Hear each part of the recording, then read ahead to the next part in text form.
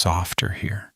The pace is slower, and the world moves without urgency, without noise, without interruption. There's nothing you need to do, nowhere you need to go.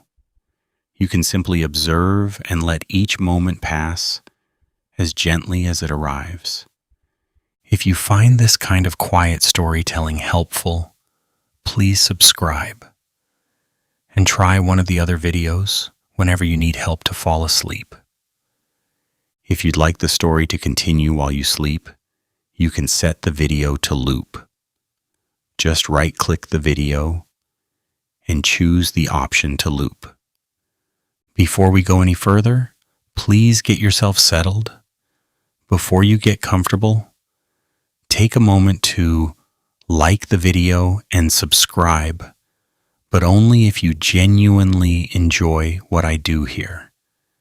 And wherever in the world you are right now, drop me a comment with your location and your local time. I love those notes more than you know. Now take a slow breath and let the world around you begin to fade as you drift into the quiet rhythm of history. Please dim the lights and let's ease into tonight's journey together. You are standing in a garden in ancient China, somewhere in the 3rd millennium before the Common Era, and the air around you is warm and faintly sweet, carrying the scent of mulberry leaves, baking gently in the afternoon sun. The trees here are low and spreading, their broad leaves trembling in a slight breeze, casting a dappled shade across the grass below.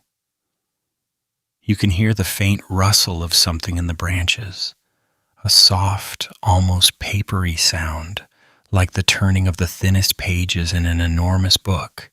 And if you look closely, really closely, you will see them, small, pale, slightly translucent creatures unning with a slow purposefulness along the leaves, eating steadily, their bodies swelling by the hour. These are silkworms. And somewhere nearby, according to legend, a young empress is about to drop her teacup and change the world. Her name was Leizu. She is also called Shi Ling Shi, and she was the wife of the Yellow Emperor Huangdi, the legendary ruler credited with unifying the early Chinese civilization and whose reign by traditional account began around 2697 BC. Leizu was sitting beneath a mulberry tree in the palace garden doing something entirely ordinary, drinking tea.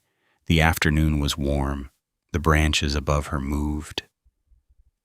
And then a cocoon, small, pale, oval, no larger than your thumbnail, fell from a branch and landed softly and without drama into her cup. What happened next is the moment that begins the entire story of silk. The hot water in the cup began to work on the cocoon, softening a gummy protein coating called sericin that binds the cocoon together. The cocoon began very slowly to unravel. A single, fine, almost impossibly slender thread came loose and began to trail across the surface of the tea. Leizu, who was either enormously curious or enormously patient, or both, began to pull the thread gently and pull it and keep pulling it. According to some versions of the story, the thread she drew from that single cocoon stretched across her entire garden before it ended, because a single silkworm cocoon can produce a continuous strand of silk filament approximately 800 to 1,000 meters long. That is nearly a kilometer of thread from an object the size of a large olive. This is the moment that Confucius, writing about it centuries later, identified as the origin point of silk. And while the story has the quality of myth, the lucky accident, the observant empress, the serendipitous fall into the cup, what it describes is genuinely real. Hot water does dissolve Saracen, the thread does unravel, and the filament is exactly as extraordinary as the legend suggests. Whether Lezu was the first human being to notice this, or simply the most famous, is a question that time has quietly made unanswerable. What archaeology tells us is that silk is older than the legend. In 1927, researchers working in Shanxi province in northern China unearthed half a silkworm cocoon that had been cut in half with a blade. Evidence that someone, thousands of years before the Yellow Emperor's reign, was deliberately interacting with cocoons. That cocoon dates to somewhere between 2,600 and 2,300 BC, which overlaps with the legendary timeline. But other evidence pushes further back still. Silk artifacts have been dated to the Yangshao culture period, roughly 5,000 to 3,000 BC, and some scholars argue that the first deliberate silk production began as early as 7,000 years ago. The history of silk is, at its base, so ancient that it disappears into the pre-literate past, into a time before anyone was writing things down, and we can only trace its outline through what survives in the earth.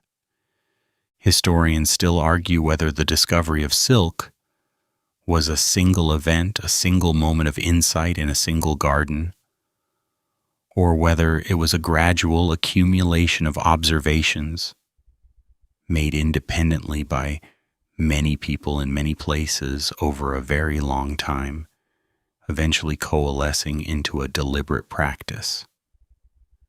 The elegant legend of the teacup serves our need for a clean beginning, but the actual origin was almost certainly messier, slower, and spread across generations. What we can say with confidence is this: the silkworm at the center of the story, Bombyx mori, the domesticated silk moth, is a creature found nowhere in the wild. It does not exist outside of human care. It cannot feed itself, cannot navigate independently, cannot survive without the mulberry leaves that human farmers provide. It is, in the most complete sense possible, a domesticated animal, bred so thoroughly and for so long under human management that its wild form has been effectively erased. This total domestication took thousands of years to achieve.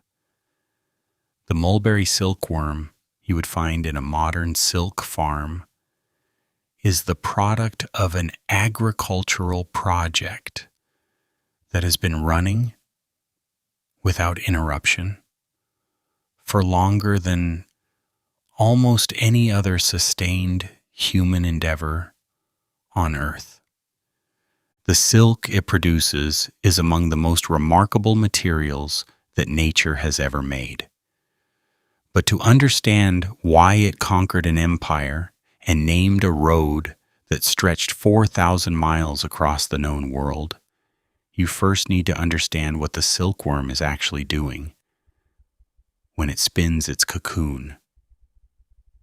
and why the result is so unlike anything else in the natural world. That is where we begin. The silkworm is not, by any objective assessment, a glamorous creature. In the larval stage that interests us most, it is a plump, pale, slightly wrinkled caterpillar that does essentially two things: eat and grow. It eats mulberry leaves with an industriousness that borders on the mechanical, consuming approximately 30,000 times its own initial body weight in leaves over the course of its short life. It grows so rapidly that it must shed its skin 4 times during its larval development, each molt revealing a slightly larger, slightly fatter version of the creature underneath. Between hatching and the moment it begins to spin, a single Bombyx Mori silkworm increases its body weight by approximately 10,000 times. If a human infant grew at the same rate, it would weigh roughly 80 tons by its 3rd week of life, which would present significant logistical challenges for everyone involved. After approximately 4 to 6 weeks of this relentless consumption, something changes. The silkworm stops eating, its body begins to shift color, becoming slightly translucent, and it lifts its head and begins to move it in a figure 8 pattern.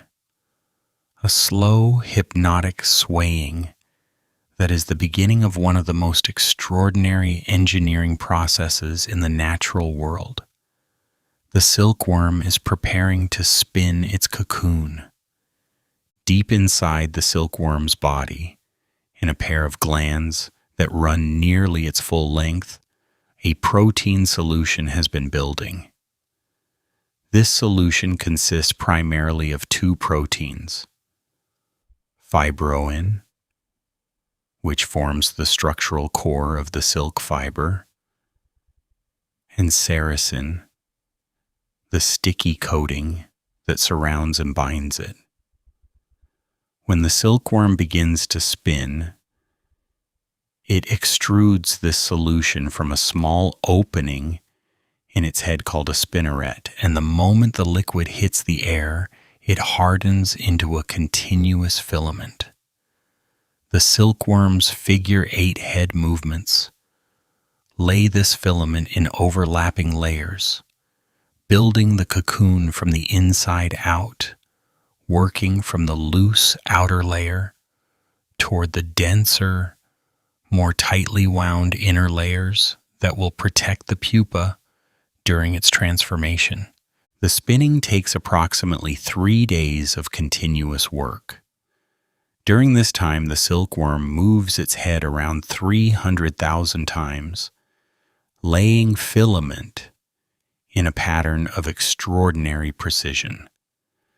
The finished cocoon is a seamless, jointless shell of compressed protein fiber, strong enough to protect the pupa against most environmental threats, shaped to allow the adult moth to escape by secreting a dissolving enzyme when metamorphosis is complete, and composed entirely of that single, continuous filament that can stretch, once unwound, to nearly 1 kilometer in length.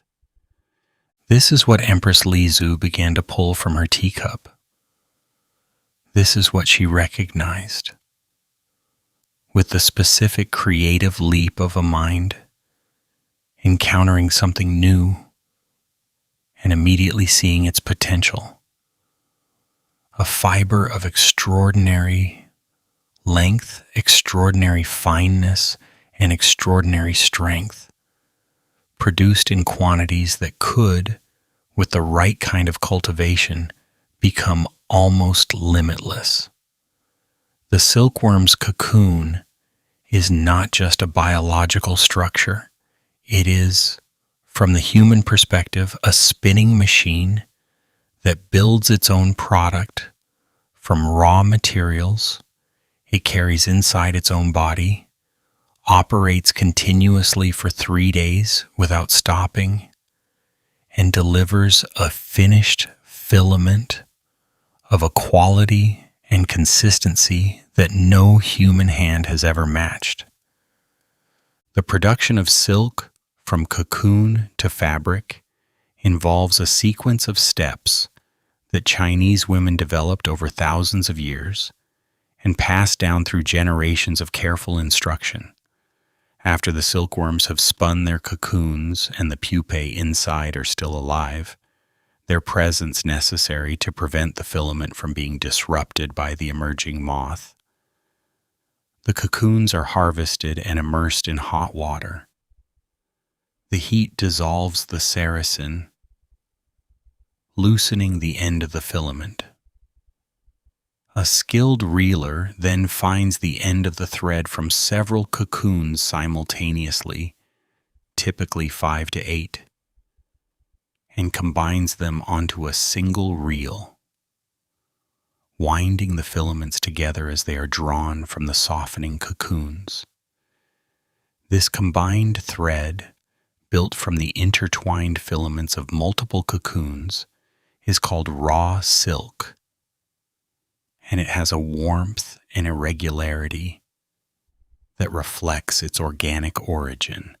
The raw silk is twisted into thread, wound into skeins, and then processed further, degummed to remove remaining sericin, which reduces the weight of the material by up to 30%, but reveals the luminous, smooth fibroin beneath, the protein that gives silk its characteristic sheen.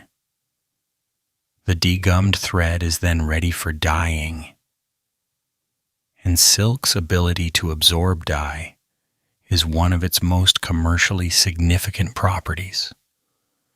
The fibroin protein structure accepts color with extraordinary readiness, producing shades of a depth and vibrancy that natural fibers like cotton and linen cannot match. The indigo blues and crimson reds and saffron yellows of ancient Chinese silk were not simply tints on a pale surface. They were colors that seemed to come from inside the fabric itself, glowing with an intensity that other materials of the period could not approach. The weaving of silk thread into fabric is a craft of such complexity and refinement that it became its own art form in China, with different regions developing distinctive styles, patterns, and techniques that were as identifiable as a signature. The silks of Suzhou, delicate, finely woven, often embroidered with images of birds and flowers in colored thread, developed a reputation for refinement that persisted for thousands of years. The brocades of Nanjing, woven with gold and silver thread into patterns of clouds and dragons, were the ceremonial fabrics of the imperial court, reserved for occasions of state and for the bodies of the most powerful people in the most powerful civilization on earth. The 4 great brocades of ancient China, Shu brocade from Sichuan, Song brocade from Suzhou, Yun brocade from Nanjing, and Zhuang brocade from Guangxi, are still produced today, still recognized by UNESCO as living heritage, still carrying within their threads the accumulated knowledge of a craft that has been practiced in essentially the same way for over 4,000 years. Silk was from the very beginning associated with status, with power, with the highest reaches of Chinese civilization. The emperor wore yellow silk. His family wore specific colors that denoted their rank within the imperial hierarchy.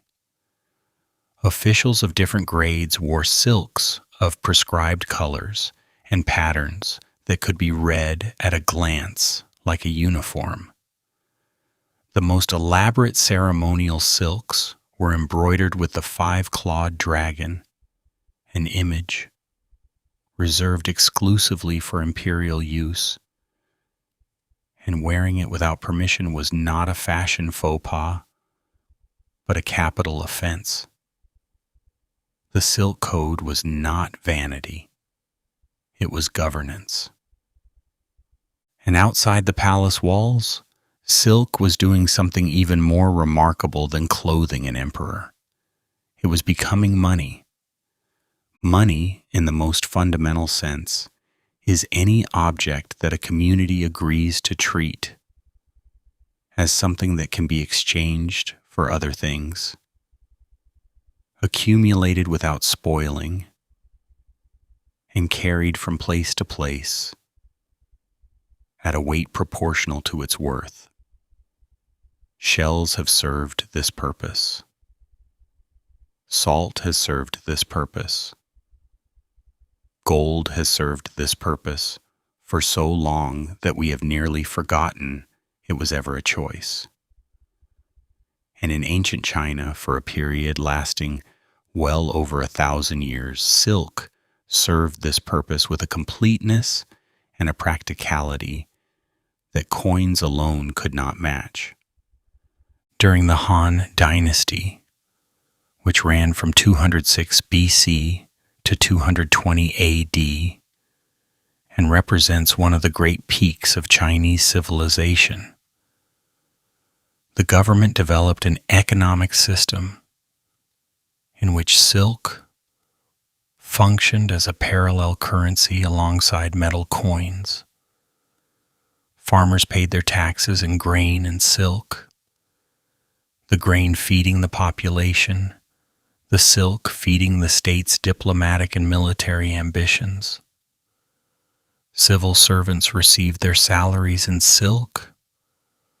Soldiers were paid in bundles of plain, undyed silk textiles that could be traded at the gates of the Great Wall for horses, furs, and the goods that nomadic peoples to the north had in abundance. Monks who broke the rules of their monasteries were fined in silk. Fines, gifts, tribute, bribes, all of these flowed through Chinese society in bolts of fabric measuring 56 centimeters wide. The standardized unit of silk, currency that could be measured and cut and exchanged with the same confidence that you would extend to a coin of known weight and purity. The specific advantages of silk as currency were real and practical. It was durable enough to survive months of storage and travel. It was divisible. You could cut a bolt into smaller pieces, and each piece retained its value proportionally. It was difficult to counterfeit because producing quality silk required the entire sericulture infrastructure that only China possessed. It was universally recognized as valuable by every trading partner China dealt with, and it was, above all, light for its worth. A bolt of silk that could purchase a horse weighed only a few kilograms. Gold of equivalent value was far heavier and far more difficult to transport across the kinds of distances that Han Dynasty trade required.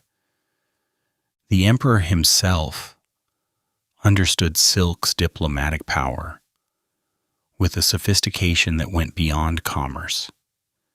In 198 BC, following a military confrontation with the Xiongnu, the powerful nomadic confederation that controlled the steppes to China's north and represented the most persistent military threat to the Han Dynasty, Emperor Gaozu concluded a treaty that required him to give his daughter to the Xiongnu ruler as a wife, and to provide annual payments of silk, grain, and wine. These payments were described in Chinese records as gifts, but their function was closer to tribute, the price of a peace that the Chinese army at that particular moment could not guarantee by force. Historians still argue whether this arrangement represented a Chinese diplomatic triumph, maintaining peace at the cost of goods rather than lives, or a humiliating acknowledgement of military weakness, and both sides of the argument have evidence. What is beyond argument is that the treaty established silk as the primary instrument of Han diplomatic relations with the peoples beyond China's borders. In 25 BC, Chinese emperors gave as gifts some 20,000 rolls of silk cloth in a single diplomatic exchange. The quantities involved were staggering. Tens of thousands of bolts of silk, dispatched annually to various neighbors and allies, each bolt carrying within it the weight of Chinese political intention. The Xiongnu, who received this silk, did not simply wear it. They used it as their own currency in turn, trading it further west and north into the steppe networks that connected Central Asia to the Mediterranean world. Chinese silk traveled faster and further than any Chinese diplomat, passing through hands that had never seen China and into markets that had never heard of the Han Dynasty. This was the mechanism by which silk first reached the Western world. Not through the deliberate commercial strategy of Chinese merchants pushing their goods toward Rome, but through the organic expansion of existing trade networks. Each link in the chain adding a small profit and passing the fabric further. By the time a bolt of silk reached the eastern markets of the Roman Empire, it had changed hands many times, been transported by many different animals across many different terrains, and acquired a price that bore no relationship to its production cost. It had become, through the alchemy of scarcity and distance, one of the most valuable commodities in the ancient world. The secrecy with which China guarded the knowledge of silk production during this entire period was extraordinary and largely effective. The penalty for attempting to smuggle silkworm eggs or mulberry seeds out of China was death, not just for the smuggler, but potentially for those associated with them. The imperial decree that condemned such attempts was enforced at the borders with a seriousness that reflected how completely the state understood silk's economic significance. Chinese officials who traded silk with foreign merchants were careful to export only the finished fabric and never the raw materials or knowledge that would allow its reproduction. For centuries, the rest of the world could obtain Chinese silk only by purchasing it from Chinese merchants or their intermediaries, at whatever price those intermediaries chose to charge. The Romans, who were the most voracious consumers of Chinese silk in the ancient Western world, and who are our best historical source for what the fabric meant to people encountering it for the first time, were so thoroughly deceived about silk's origins that their natural historians produced explanations of breathtaking inaccuracy. Pliny the Elder, writing in the 1st century AD, described silk as a kind of fleece combed from the leaves of trees. He had apparently been told that silkworms lived in mulberry trees, which is true, and inferred from this that the silk grew on the leaves themselves, which is wonderfully wrong. The Roman historian's mental image of silk production was essentially a very fine wool harvest conducted in treetops, with no worms involved whatsoever. One cannot entirely blame him. The actual explanation that an insect spun a kilometer of continuous protein filament from glands in its own body before dissolving itself in a pupa state and emerging as a moth is, when you encounter it for the first time, considerably stranger than the alternative. The character for silk in Chinese script became so fundamental to the written language that it serves as one of the principal graphics around which hundreds of other characters are built.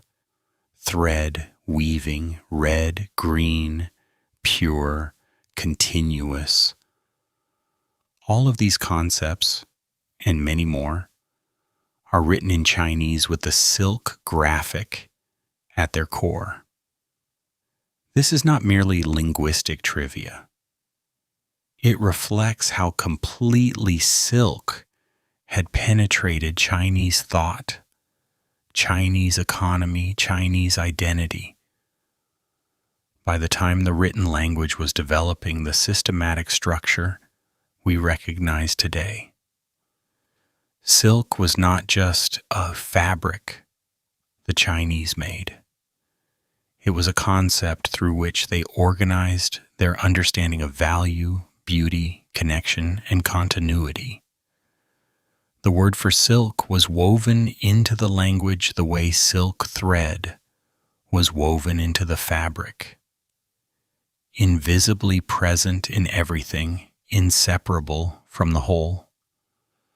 Outside China's borders, a world was waiting for it, and the road that would carry it there was about to open.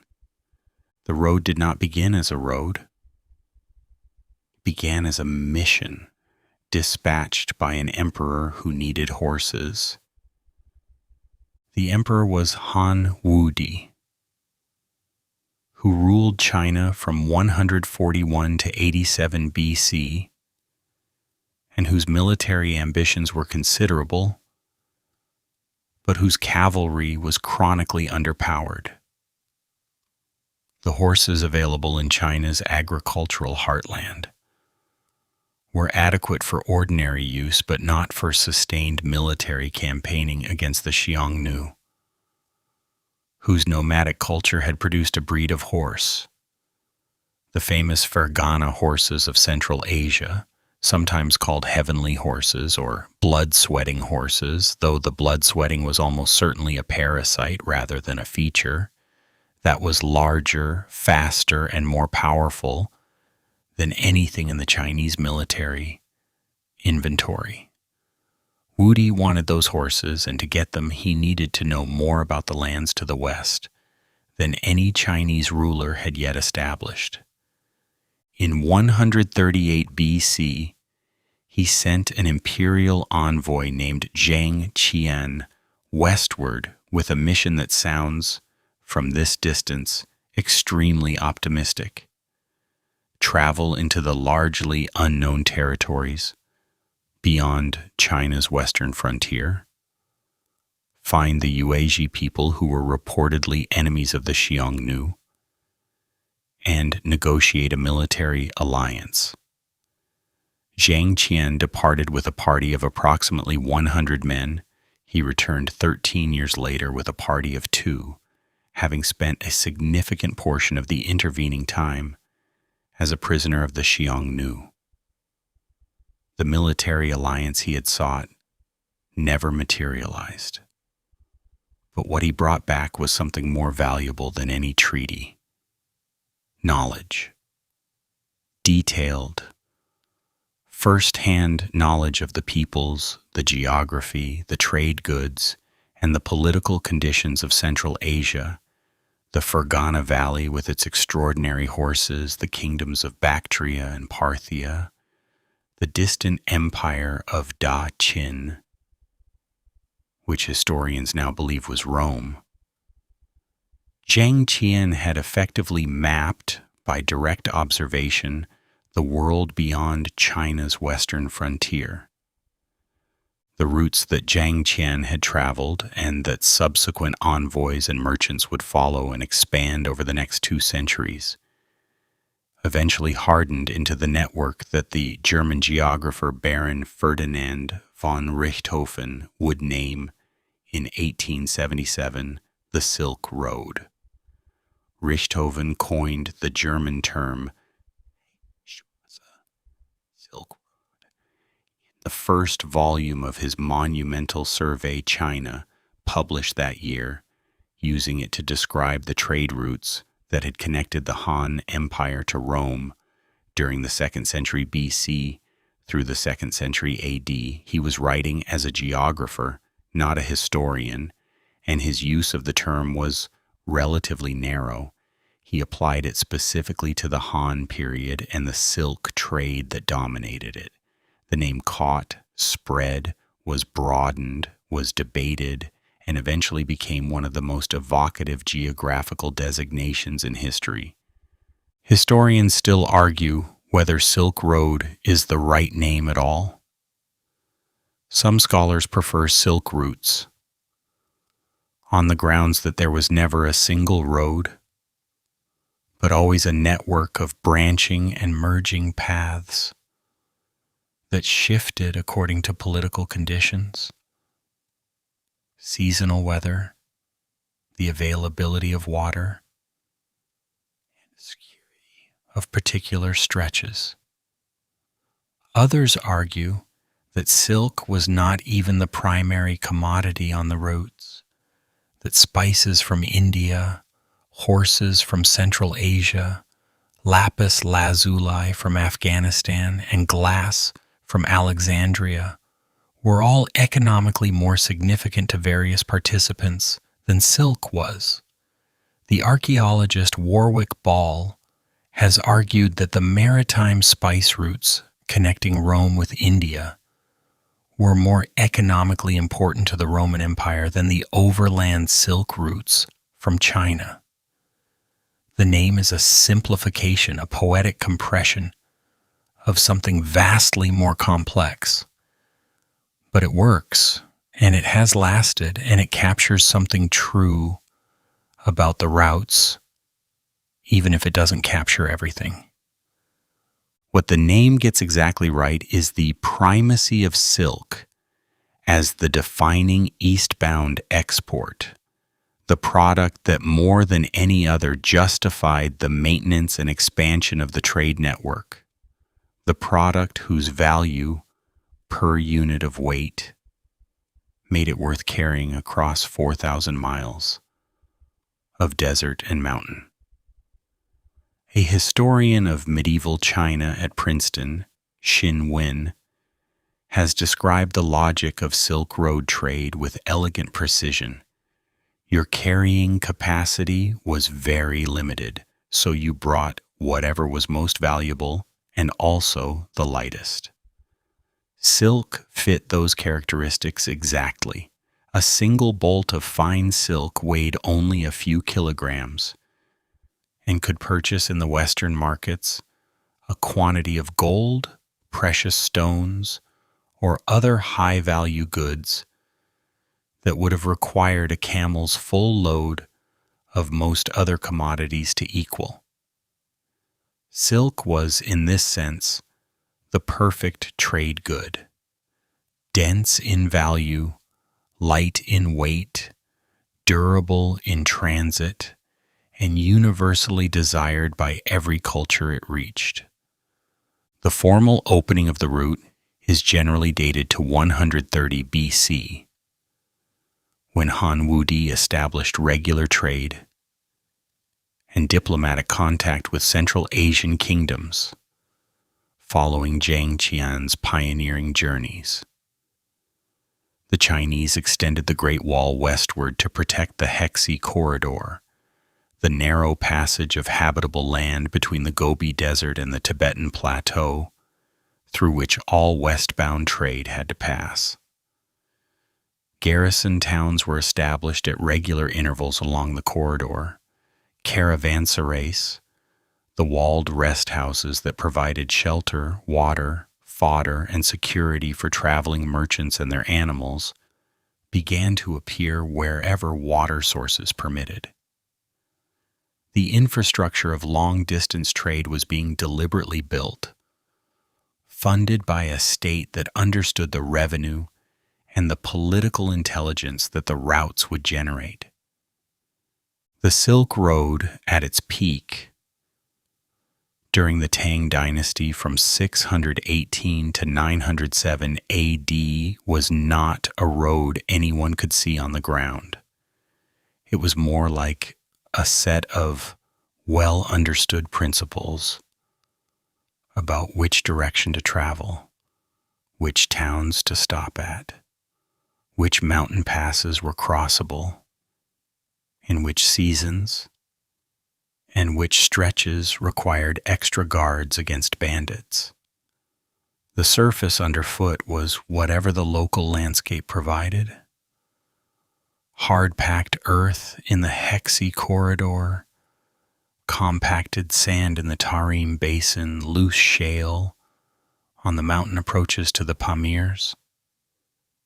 The only consistent feature was the direction. Broadly westward, following water and habitation, across a landscape that was, for long stretches, actively hostile to human life. The caravans that traveled it were generally not single commercial operations moving goods from China all the way to Rome in one continuous journey. That kind of end-to-end travel was rare, expensive, and extremely dangerous.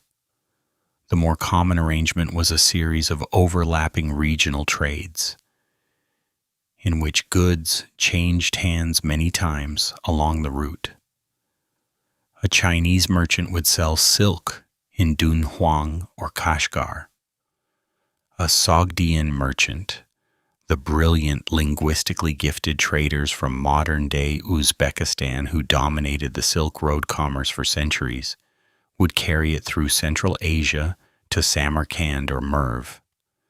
A Parthian or Persian merchant would take it further west toward the Mediterranean. At each transaction, a profit was extracted and the price increased. By the time silk reached Rome, the cumulative markups of a dozen different middlemen had transformed an already valuable commodity into something that cost as much as a Roman soldier's annual salary per pound of the finest grade. This was the road. This was its logic. And the fabric it was named for was packed and wrapped and loaded onto animals and carried westward in a manner that reflected both silk's extraordinary value and its practical fragility. Packing silk for the Silk Road was an art that developed over centuries, shaped by the specific demands of a journey that could last months, cross every imaginable type of terrain, and expose its cargo to extremes of temperature, humidity, dust, and physical impact that would destroy most delicate goods before they reached their first destination. The merchants who loaded their animals in the morning markets of Chang'an or Luoyang or Dunhuang knew exactly what they were doing. The silk they carried represented more wealth than most people in the ancient world would see in a lifetime, and it needed to arrive at the other end of the route in condition as close as possible to perfect. The fundamental challenge of transporting silk was its combination of value and sensitivity. Silk is extraordinarily strong for its weight. A single filament of Bombyx Mori silk has a tensile strength that rivals steel on a per-weight basis, a fact that still astonishes materials scientists who study it. But the woven fabric, and especially the embroidered and dyed silks that commanded the highest prices, was vulnerable to moisture, which could cause colors to run and fibers to weaken. It was vulnerable to sustained pressure, which could crush delicate weave structures. It was vulnerable to vermin, particularly moths, which would have been an irony of particularly brutal quality. A moth eating the product of another moth's labor. And it was vulnerable to the general indignity of being transported by animals over rough ground for months at a time. The standard packaging solution for silk in transit was the bolt, a length of fabric wound firmly around a wooden or bamboo core, then wrapped in layers of protective material. The inner wrapping was typically oilcloth or treated leather, which provided moisture resistance. The outer wrapping was heavier, burlap, felt, or sewn animal skin, which absorbed impact and protected against abrasion. Multiple bolts would be grouped together and bound into bales, then enclosed in another layer of protective covering and tied with rope. These bales were shaped to fit the load-bearing structures of the animals that would carry them. The camel panniers, the pack frames of mules and horses, the carrying poles of human porters on the mountain routes where animals could not easily pass. The Bactrian camel, the two-humped variety adapted to Central Asian conditions, was the dominant beast of burden on the overland routes through the deserts and high plateaus. Its capacity to carry loads of up to 250 kilograms, to travel without water for days by metabolizing the fat stored in its humps, and to navigate both extreme heat and extreme cold, made it effectively irreplaceable for the desert sections of the route. The silk bales loaded onto a Bactrian camel were carefully balanced, weight distributed equally on each side of the animal's spine, secured with ropes in ways that would not shift during movement, positioned so that the animal's characteristic rolling gait would not gradually work the load loose over the course of a day's travel. An experienced camel driver could look at a loaded animal and tell immediately whether the load was properly balanced, making fine adjustments that would be invisible to an untrained eye, but would make the difference between a smooth day's travel and an animal increasingly distressed by an asymmetric burden. On the mountain sections of the route, particularly the approaches to and through the Pamirs, the high passes that connected the Tarim Basin to Central Asia proper, the calculus of transport changed. Camels could manage some mountain terrain but became dangerously unreliable on steep, narrow trails where a misstep could send both animal and cargo over a precipice.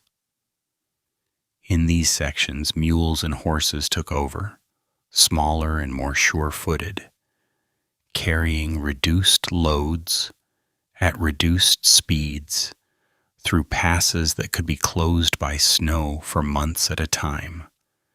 The seasonal nature of the mountain routes meant that merchants had to plan their departures from the eastern end of the road carefully, timing their arrival at the high passes to coincide with the brief windows of reliable weather that made crossing possible. The caravanserai system was the infrastructure that made multi-week journeys viable. These walled rest stations, built at intervals of approximately 1 day's travel, roughly 30 to 40 kilometers apart, in the more hospitable sections of the route, provided everything a caravan needed to continue: water for humans and animals, fodder for the animals, shelter from weather and from bandits, space for merchants to conduct the small-scale trading that supplemented the main cargo, and information. The information circulating in a busy caravanserai was almost as valuable as any physical commodity it sheltered. Which passes were open, which sections of route were currently under bandit threat, what prices were fetching in the next major trading hub, which caravan masters were reliable and which were not. This intelligence traveled in both directions along the route, building over time into the accumulated practical knowledge of the trade. The Sogdians, who dominated Silk Road commerce from roughly the 4th to the 8th centuries AD, were masters of all these systems: the packing, the loading, the animal management, the route selection, and especially the information networks. Their homeland, centered on the great cities of Samarkand and Bukhara in modern Uzbekistan, sat at the geographical heart of the Silk Road network, and they had been building trading colonies across Central Asia and into China since at least the 3rd century AD. Archaeological discoveries in the 20th century revealed a remarkable cache of actual Sogdian merchant letters written on paper and dating to around 313 AD, which had been abandoned in a watchtower along the Hexi corridor. These letters describe commercial transactions, debts owed and outstanding, market conditions in various cities, and political events that disrupted trade. The actual voice of Silk Road commerce preserved in the dry air of the Gansu Desert for 16 centuries. The silk these merchants carried westward was not all of the same kind. The highest grades, the embroidered brocades and polychrome woven silks that commanded the greatest prices, were destined for the courts of kings and the wardrobes of the very wealthy. Ambassadorial gifts from the Chinese emperor to foreign rulers were invariably silk of the finest quality, carefully selected for the impressiveness that had become silk's most reliable diplomatic property.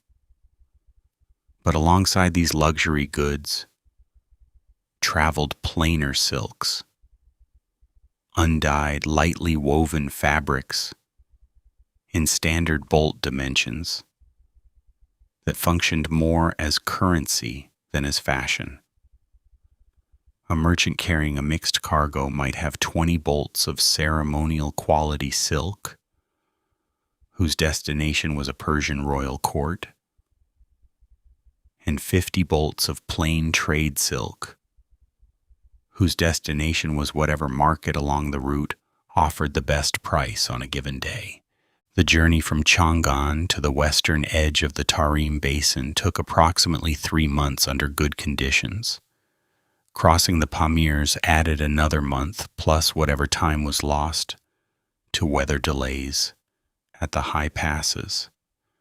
the descent into the Fergana Valley, and the transit through the Central Asian oasis cities, Cocoon, Samarkand, Merv, added weeks more. By the time the silk reached the markets of Persia or the eastern edges of the Roman trading network, it had been traveling for the better part of a year. A bolt of silk that left Chang'an in spring might arrive in Antioch the following winter, having passed through a dozen different sets of hands, been repacked perhaps twice, and survived conditions ranging from desert heat that cracked leather to mountain cold that froze water in sealed containers. The silk that arrived at the western end of the route had, in a very literal sense, earned its price. Rome wanted silk with an intensity that its own moralists found alarming. By the 1st century A.D., the fabric had penetrated Roman elite culture so thoroughly that the Senate issued formal proclamations against it, not once but repeatedly, in the slightly desperate manner of institutions that know their prohibitions are being ignored but feel obligated to register an official position regardless. The Roman Senate declared the wearing of silk to be immoral. It declared silk degrading to the male sex. It worried aloud that silk made women's bodies too visible through the sheerness of the fabric, and that this visibility constituted a threat to Roman virtue of an unspecified but clearly serious nature. None of this made any difference whatsoever to the wealthy Romans who wanted silk, who continued to want it, and who continued to purchase it at prices that would have been extraordinary, even to people accustomed to paying high prices for luxury goods. The Roman philosopher Seneca the Younger, writing in the 1st century A.D., described silk garments with a disapproval that barely conceals a certain fascination with what he is disapproving of. He complained that he could see no reason to call such things clothes at all, since they did not hide the body or even preserve decency. The poet Martial compared his lover's kiss to the scent of silk robes from the Empress's Palatine wardrobe. Caligula, the emperor whose indifference to convention was one of his most consistent qualities, appeared in public wearing silk despite the Senate's prohibition, and was apparently undisturbed by the disapproval this generated. The Emperor Augustus is described by ancient sources as having entered Rome in triumph under silk canopies. What these accounts collectively reveal is not simply a fashion preference but a cultural obsession, the specific excitement of a civilization encountering something genuinely new and genuinely superior to anything it had previously possessed. Roman textiles, however fine, could not produce the combination of properties that made Chinese silk unique. The shimmering, prismatic quality of silk's surface, which results from the triangular cross-section of the fiber, causing it to refract light at multiple angles simultaneously, producing an iridescent play of color that changes as the fabric moves, was unlike anything the Mediterranean world had previously seen in a woven fabric. The lightness of silk, its ability to drape and cling in ways that linen and wool could not approach, produced a quality of garment that felt, to the Roman elite who could afford it, like wearing wealth made tangible, and the price reflected this. The finest grade of Chinese silk in the Roman market cost approximately 300 denarii per pound, equivalent to a Roman soldier's entire annual salary.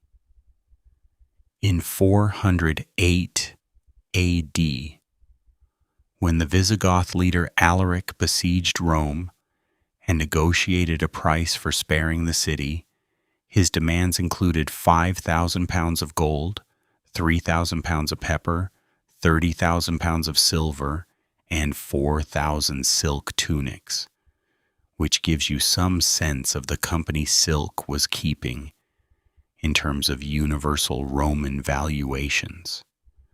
Rome was reportedly paying as much as 22,000 pounds of gold in a single year for silk imports at the peak of the trade. The Roman historian and natural scientist Pliny the Elder worried, with some justification, that the empire spent approximately 50 million sesterces annually on goods from India and China, with silk representing a substantial portion of that sum, and that this spending was draining the Roman treasury of the gold it needed to function. Rome's fundamental problem with silk was structural. It wanted the fabric desperately, could produce nothing that China equally wanted in exchange, and therefore had to pay in gold, hard currency that flowed eastward along the Silk Road and did not come back. The trade was, from Rome's perspective, a one-way economic drain of alarming scale.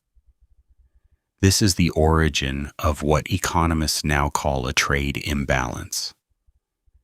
And Rome's experience with Chinese silk represents one of the earliest and most thoroughly documented examples of such an imbalance in history. The Senate's moral objections to silk were, beneath the rhetoric about decency and virtue, essentially arguments about economic policy. What made the situation stranger was that almost nobody in Rome knew what silk actually was or where it came from.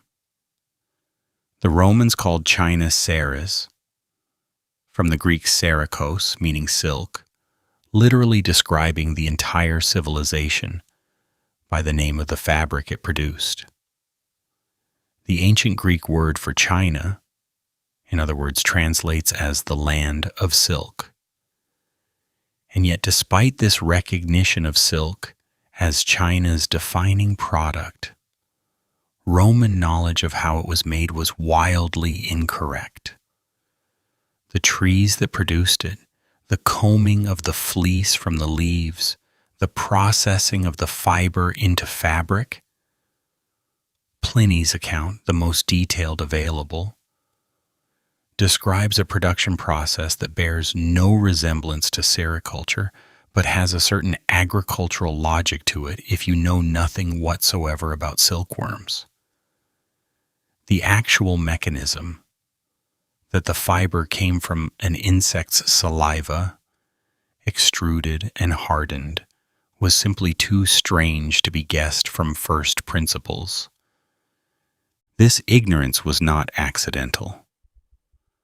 The Parthian Empire, which controlled the territory between Rome and China during the 1st century BC through the 3rd century AD, was perfectly positioned to act as the primary intermediary in the silk trade and had strong commercial incentives to ensure that Rome and China did not establish direct contact that would cut the Parthians out of their extremely profitable role as middlemen.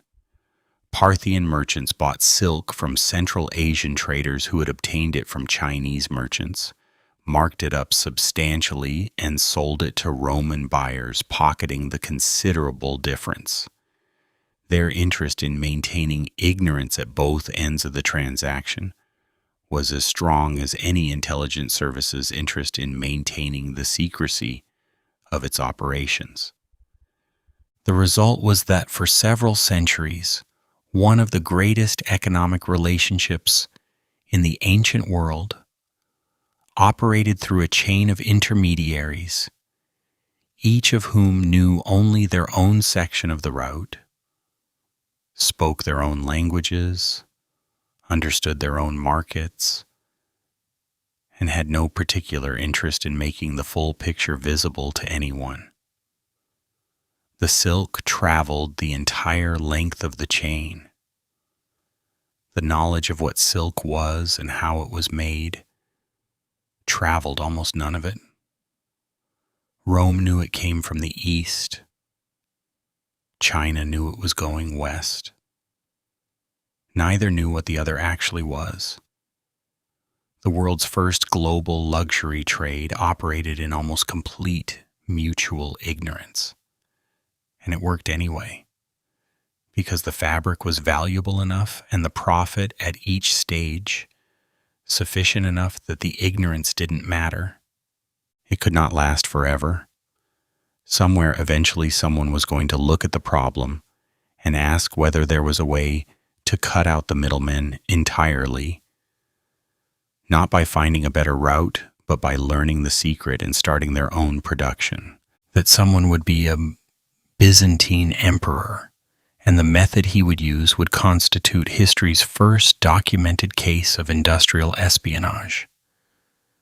The Byzantine emperor Justinian I ruled the Eastern Roman Empire from 527 to 565 AD, and he was a man of formidable ambitions, operating under formidable constraints.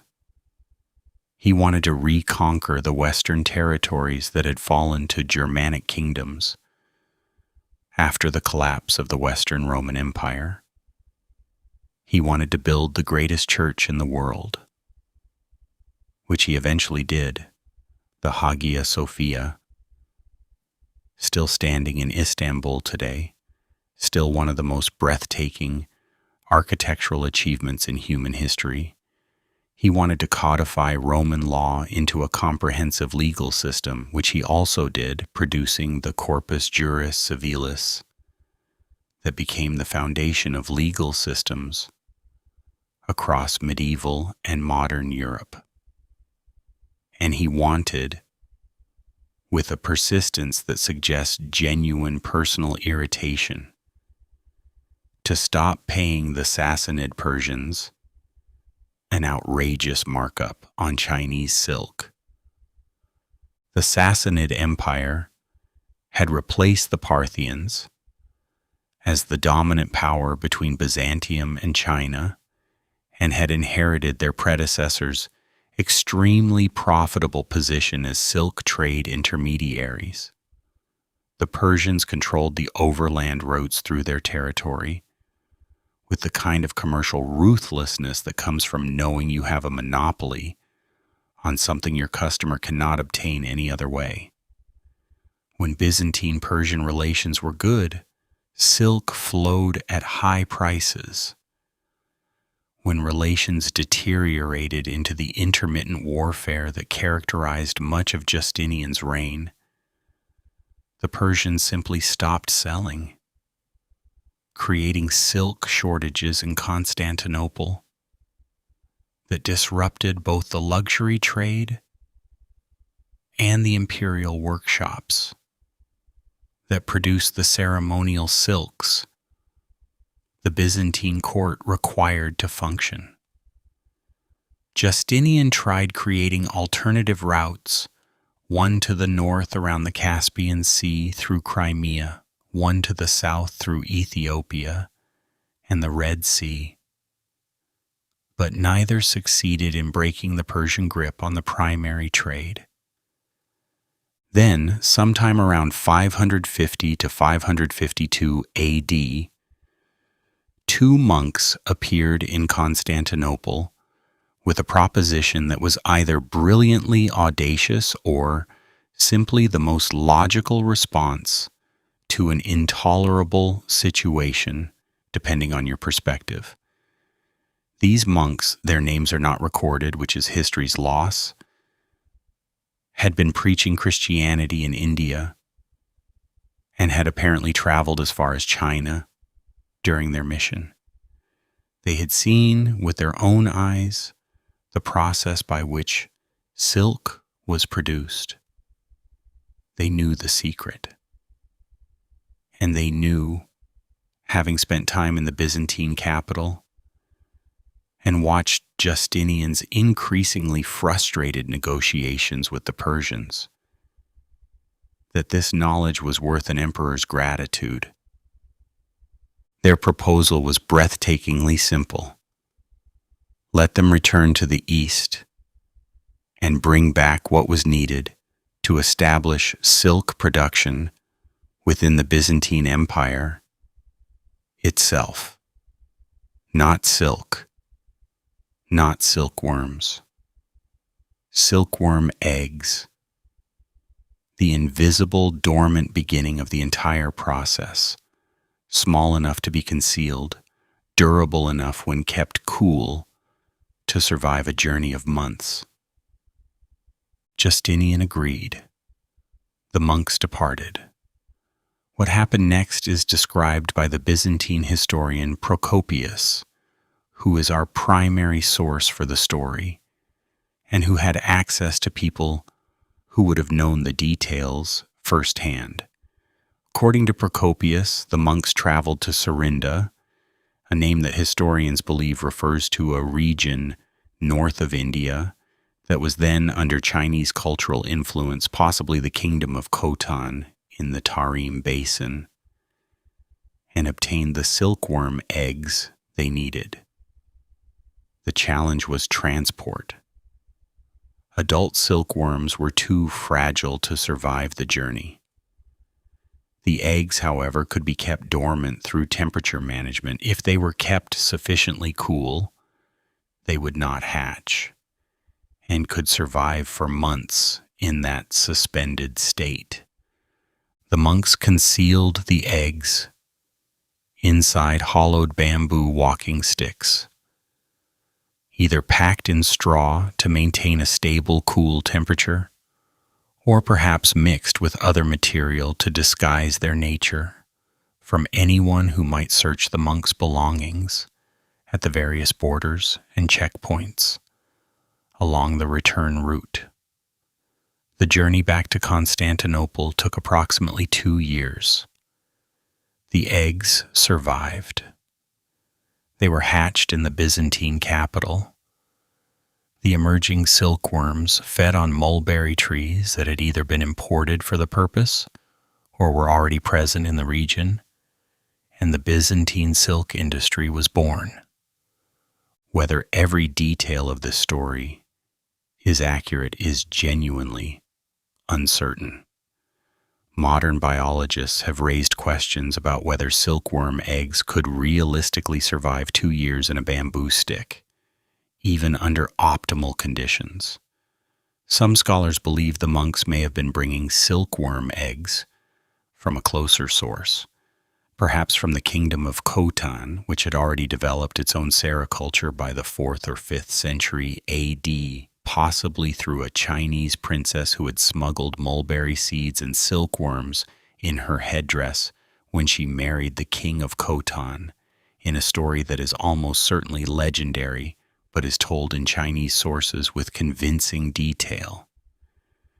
Historians still argue whether the monk's story, as related by Procopius, is literal history, dramatic embellishment, or a colorful conflation of several different events through which sericulture actually reached Byzantium more gradually and less dramatically. What is not in dispute is the outcome. By the latter half of the 6th century, the Byzantine Empire had its own silk industry, centered initially in Constantinople and subsequently spreading to other cities. Berytus, modern Beirut, became an important silk production center. The Peloponnese in southern Greece, where mulberry trees grew well, became a major silk farming region. Byzantine silk developed its own distinctive aesthetic, bold, symmetrical patterns featuring stylized birds, lions, and hunting scenes arranged within circular medallions called roundels, woven in colors of extraordinary richness, using dyes that the Byzantine workshops developed independently of Chinese traditions. These silks became as famous in their own right as the Chinese originals, sought after by the courts of medieval Europe, and traded widely throughout the Mediterranean world. The irony was that breaking China's monopoly on silk production did not particularly damage China's silk trade. Chinese silk retained its reputation for the finest quality and continued to flow westward along the Silk Road for centuries after Byzantine production was established. What the monks' mission had done was create a new source, a Western silk industry that gradually reduced European dependence on the Eastern supply chain without eliminating it. The Persians were cut out of their most profitable intermediary role, which was presumably satisfying to Justinian, even if the benefit came too late to significantly change his reign's strategic calculations. The knowledge of sericulture continued spreading westward from Byzantium over the following centuries, carried by trade, by conquest, and by the movement of skilled workers. By the time the story reaches Italy and France, the two countries that would eventually build the silk industries that defined European luxury for centuries, the fabric had already changed hands so many times, crossed so many borders, and been transformed by so many different cultural traditions that it bore only a structural resemblance to the cocoon that an empress had fished from her teacup 4,000 years earlier. The thread, however, was still the same. It was always the same thread. The story of how silk reached Italy arrives through the same door that so many other things of consequence entered medieval Europe, the door of the Arab world, which had absorbed and preserved and expanded the knowledge of the ancient East during the centuries when much of Western Europe was operating at a lower level of commercial and intellectual sophistication. Islamic merchants, scholars, and rulers had inherited the Silk Road trade networks after the Arab conquests of the 7th century transformed the political geography of the Middle East, and they had used those networks with considerable skill, developing the maritime routes through the Indian Ocean and the Red Sea that complemented the overland Silk Road, and in some periods surpassed it in volume and variety of goods. Sicily and southern Italy, which fell under Arab control in the 9th and 10th centuries, developed their own silk industries during this period of Islamic administration, making the island of Sicily one of the earliest centers of silk production in the Western Mediterranean. When the Normans conquered Sicily from the Arabs in the late 11th and early 12th centuries, they were sufficiently impressed by the silk workshops they found there that they kept them operating, employing the Arab and Greek craftsmen who ran them, and continuing to produce the Byzantine-influenced silks that had made Sicilian workshops respected across the Mediterranean.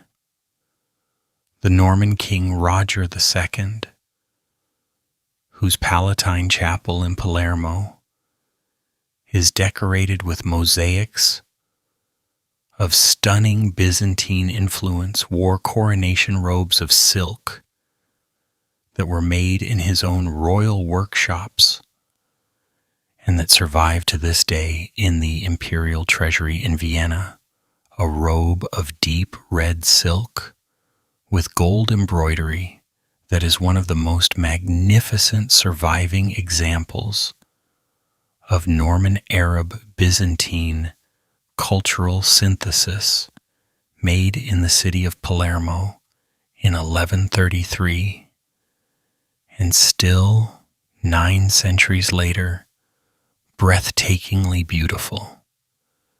The transfer of silk weaving expertise from the Islamic and Byzantine worlds into continental Italy accelerated dramatically during the 12th century, following the Second Crusade of 1147 to 1149. According to the historical record, Byzantine silk weavers were brought from Constantinople to Italy during or after this period. Some accounts suggest they were captured, which is the Crusade-era version of the monks with bamboo sticks story, while other accounts suggest they migrated. Either way, the skills arrived, and they arrived in a country that was developing the commercial and financial infrastructure that would make Italian silk the defining luxury product of the European Renaissance. The Italian city-states of the medieval and Renaissance periods, Lucca, Venice, Florence, Genoa, Milan, Bologna, became the centers of European silk production in succession, each building on the technical knowledge developed by its predecessors and adding its own innovations.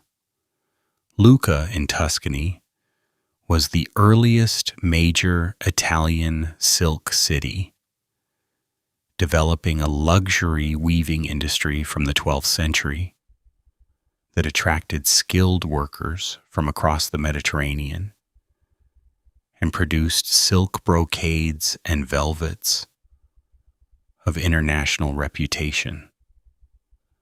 When Lucca's political stability collapsed in the 14th century due to internal conflicts, skilled Lucchese weavers dispersed across northern Italy and into France, carrying their technical knowledge with them, an involuntary diffusion of expertise that seeded silk industries in Florence, Venice, and eventually Lyon. Venice, positioned at the intersection of Byzantine and Western commercial networks, developed its silk industry from the 14th century. By 1510, had become one of the most important silk production centers in the Western world. The Venetian silk trade operated within a framework of guilds: the Arte della Seta, the Guild of Silk Merchants and Weavers, that regulated every aspect of production, from the quality of raw silk, imports to the wages of workers, to the technical standards of finished goods. Venetian silk merchants maintained offices in Constantinople, Alexandria, and the cities of the Levant coast, purchasing raw silk from Persian, Syrian, and ultimately Chinese sources that arrived via the maritime routes of the Eastern Mediterranean. The Republic of Venice understood its silk industry as a strategic asset and protected it accordingly. Venetian artisans who taught their craft to foreigners or emigrated to competitor cities faced legal penalties that ranged from property confiscation to, in the most serious cases, threats against their families. Florence developed its silk industry somewhat later than Lucca or Venice, but became its most commercially sophisticated practitioner. The great Florentine banking families, the Medici, the Strozzi, the Pazzi, were deeply invested in the silk trade, which provided both the capital accumulation and the commercial networks that funded Renaissance patronage of art, architecture, and learning. The connection between Florentine silk and Florentine art is not coincidental.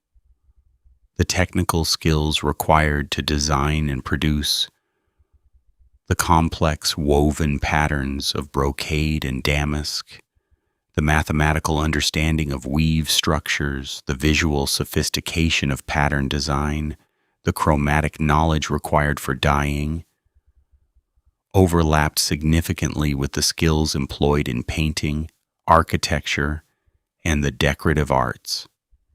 The workshops of Renaissance Florence were environments where craftspeople of all kinds worked in close proximity, and the cross-pollination of skills and aesthetics between silk designers and painters, between weavers and sculptors, contributed to the extraordinary creative productivity of the period. The silk that Italian merchants imported as raw material came primarily from Persia, Syria, and the Levant, where sericulture had been established for centuries, and increasingly from the Byzantine territories that retained their silk farming traditions. Chinese silk continued to arrive via the overland Silk Road and the maritime routes, still commanding a premium for the finest qualities that Italian production had not yet learned to replicate. Marco Polo, the Venetian merchant who traveled to China in the 1270s and spent 17 years at the court of Kublai Khan, returned with accounts of Chinese silk production that confirmed what Italian merchants had long suspected. The original source of the fiber they worked with was a country of extraordinary wealth and sophistication, where silk was not a luxury, but a ubiquitous material, woven into every dimension of daily life, used for clothing, currency, diplomacy, painting, writing, fishing lines, and musical instrument strings. Polo's accounts, dictated to a fellow prisoner during his subsequent captivity in Genoa, and published as the description of the world, gave medieval Europeans their most detailed picture of China and contributed to a fascination with the Eastern source of silk that would persist for centuries. His descriptions of the great silk-producing cities of Eastern China, Hangzhou, Suzhou, Nanjing, the workshops with their thousands of looms, the markets where silk was sold by the bolt in quantities that dwarfed anything the Italian cities could produce, established the scale of Chinese silk production in European imagination, and confirmed that however good Italian silk had become, the original remained in a category of its own. The Italian silk industry's greatest gift to the future would not be a fabric, but a machine.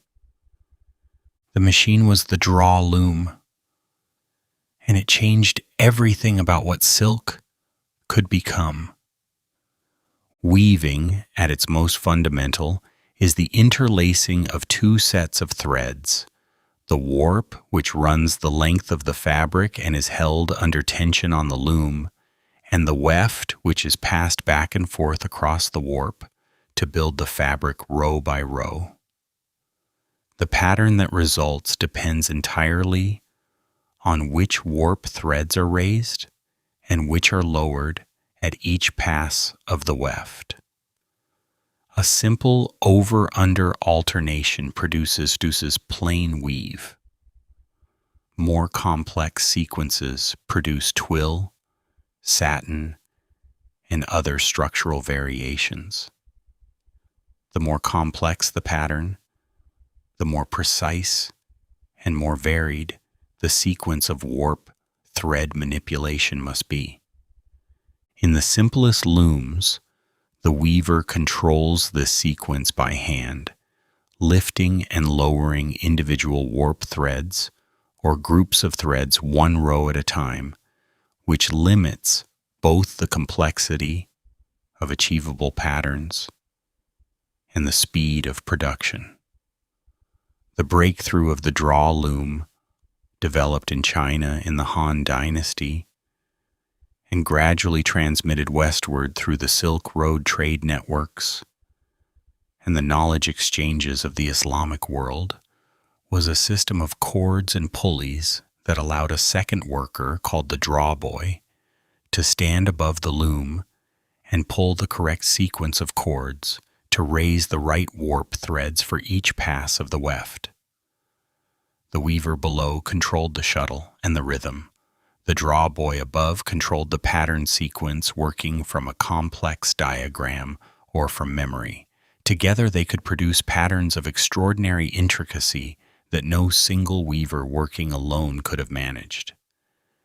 The Italian silk cities adopted and refined the draw loom from the 13th century onward, using it to produce the damasks, brocades, and velvets that defined Renaissance luxury. The silk damask, reversible fabric in which the pattern is created by the contrast between the satin weave of the pattern and the plain weave of the ground, is named for Damascus, the Syrian city where it was first produced at commercial scale, and from which Italian merchants imported both the fabric and eventually the technique. Damask and silk produces a fabric of almost magical quality. The pattern appears and disappears as the fabric moves, catching and releasing light according to the angle, making a single piece of cloth seem to contain more than one design simultaneously. A table covered in silk, damask, in a candlelit Renaissance hall was not simply a decorated surface. It was a surface that moved and shifted with the light, alive in a way that no painted or carved decoration could replicate. Silk velvet, in which loops of additional weft thread are cut to produce a pile surface of extraordinary softness and visual depth, was the most technically demanding and most expensive of the Italian silk productions. Producing velvet required the maintenance of precise tension throughout the weaving process, the accurate insertion and cutting of the pile loops, and a knowledge of exactly how tightly the pile needed to be set to produce the characteristic velvet hand. Wow. The slightly resistant softness that results when the dense pile brushes slightly against the grain. Genoa developed a reputation for the finest silk velvets. Their deep reds and blacks and greens, achieving a quality of color, saturation that painters envied and patrons commissioned at extraordinary cost. The red velvet garments in portraits by Titian and Raphael and Holbein are not simply clothing in paintings. They are records of an extremely sophisticated industrial achievement. Each fold of that fabric representing weeks of skilled labor.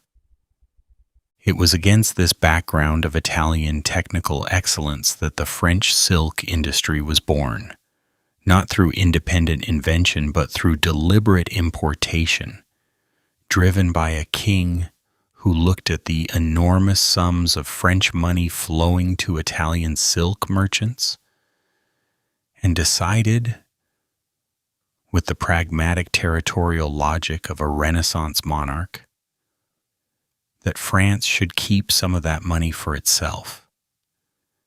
King Louis XI of France made the first attempt in the 1460s, establishing a national silk industry in Lyon and bringing Italian workers from the region of Calabria to provide the technical expertise that French workers had not yet developed. The choice of Lyon was not arbitrary. The city sat at the confluence of the Rhône and the Saône rivers in southeastern France, positioning it at the intersection of the trade routes connecting Italy with northern Europe. Lyon had already established itself as one of the great commercial cities of medieval France, hosting 4 major tax-free trade fairs per year that attracted merchants from across the continent. Bringing the silk industry to Lyon meant bringing it to a city with existing commercial infrastructure, experienced merchant networks, and a population accustomed to the movement of goods and capital at large scales. The industry grew slowly under Louis XI and accelerated under his successor, Charles VIII, before encountering the disruptions of the Italian Wars and the French Wars of Religion, which periodically scattered skilled workers and disrupted production. The decisive moment came in 1536, when King Francis I granted Lyon the formal privilege of weaving silk, gold, and silver yarn, effectively establishing the city as the exclusive center of French silk production and providing the royal patronage that gave the industry both legitimacy and protection. 2 Italian merchants, Etienne Turquet and Barthélemy Neris, established the first licensed workshops in the St. George quarter of the Old City, attracting weavers from Lucca and other Italian centers who brought with them the technical knowledge and the loom designs that Lyon needed. The workers who built Lyon's silk industry were called the canuts, the silk weavers who lived above their workshops in the narrow medieval streets of the Croix-Rousse district, working on large draw looms that required ceiling heights of 4 to 5 meters to accommodate the mechanisms above.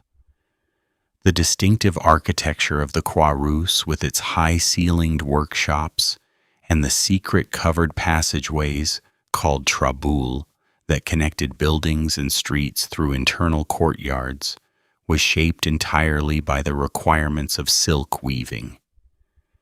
The traboules were used by workers to carry finished silk through the city to the merchants' warehouses without exposing the fabric to rain, because bringing silk that had taken weeks to weave into contact with a Lyon rainstorm was not a risk any sensible canute was prepared to take.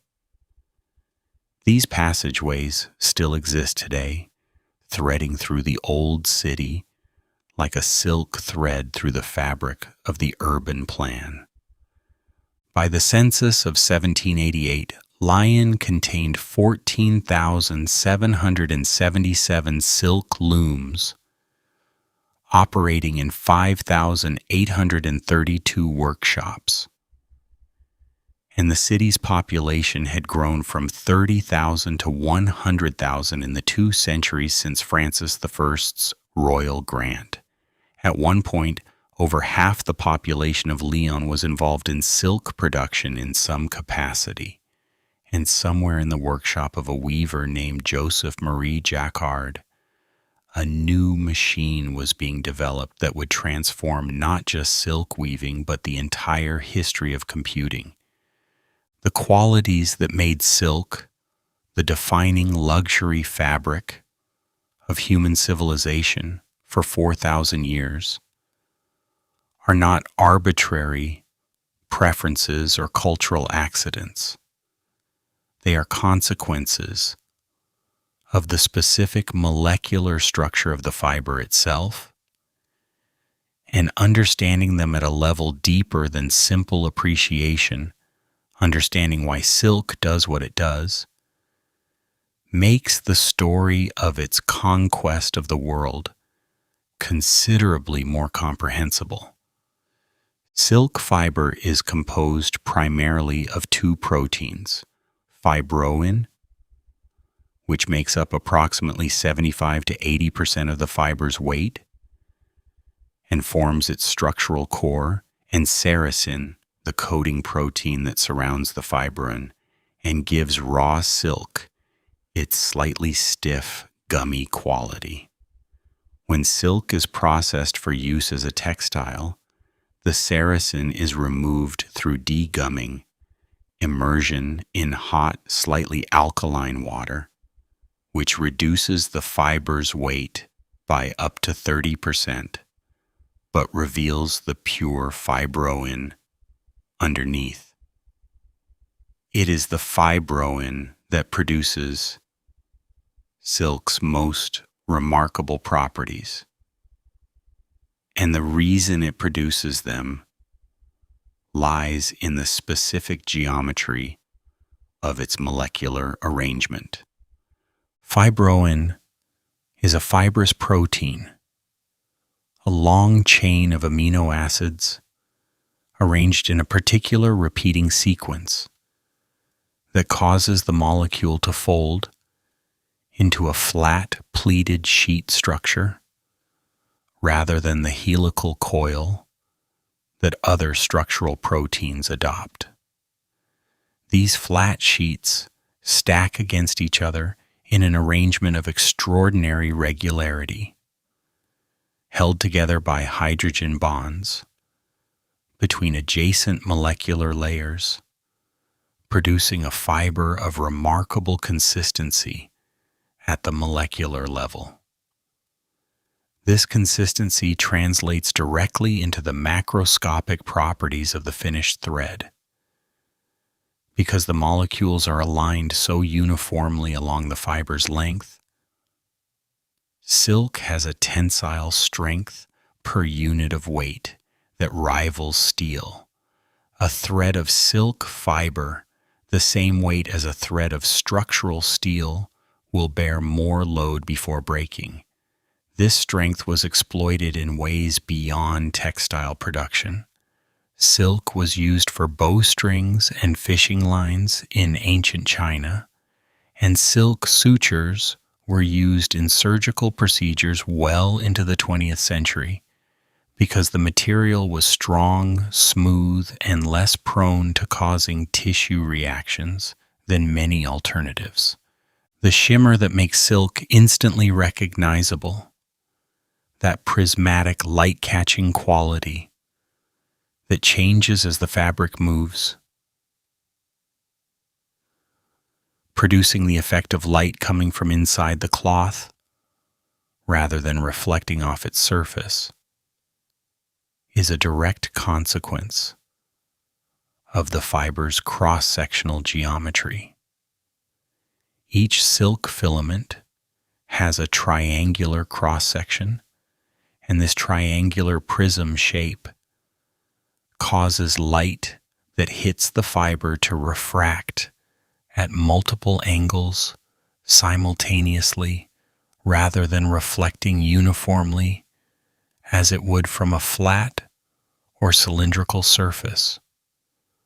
The result is a play of color that appears to shift and change as the viewer or the light source moves. The same optical physics that produces a rainbow from a prism, operating at the scale of a single thread. No other natural fiber produces this effect. Cotton, linen, and wool fibers are cylindrical or flat, and they scatter light rather than refracting it, producing matte surfaces that absorb and return light without the prismatic play that makes silk appear to glow. When ancient Romans described silk as something between fabric and light, they were being more literally accurate than they probably knew. Silk's thermoregulating properties, its ability to feel cool against the skin in warm weather and warming in cool conditions, are also consequences of its protein structure. Fibroin is hygroscopic, meaning it absorbs moisture from the air and from the body without feeling damp, taking up to 30% of its weight in moisture before the surface begins to feel wet. This moisture absorption and release moderates the microclimate between skin and fabric, maintaining a buffer against temperature extremes in both directions. In the heat, the absorption of perspiration and its gradual evaporation from the fabric surface creates a cooling effect. In the cold, the moisture-trapping capacity of the fiber reduces convective heat loss from the body. The emperor, in his yellow silk robes, was not simply making a fashion statement. He was wearing the most technically sophisticated, thermoregulating garment that the ancient world could produce. Silk's ability to accept dye, which made possible the extraordinary chromatic richness of Chinese, Persian, Byzantine, and Italian silk production, comes from the chemical accessibility of the fibroin protein to dye molecules. The amino acid groups on the fibroin surface are chemically reactive in ways that accept and bind dye molecules tightly, producing colors that are absorbed into the fiber rather than merely sitting on its surface. This depth of penetration is why silk dyes have historically produced colors of unusual intensity and permanence, and why the deep reds and blues and golds of ancient silk fragments can still be vivid after 1,000 years in tomb conditions. These properties together, strength, luminosity, thermoregulation, dye affinity, and the indescribable smoothness of the fiber against skin, constituted a package of material excellence that no other natural fiber in the ancient world could match, and that synthetic materials did not equal until well into the 20th century.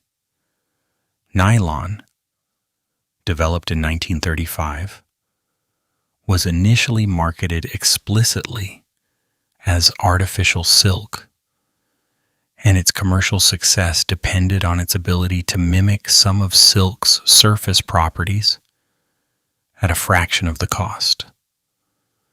Polyester and other synthetics followed, producing fabrics that replicated some of silk's visual qualities while sacrificing others.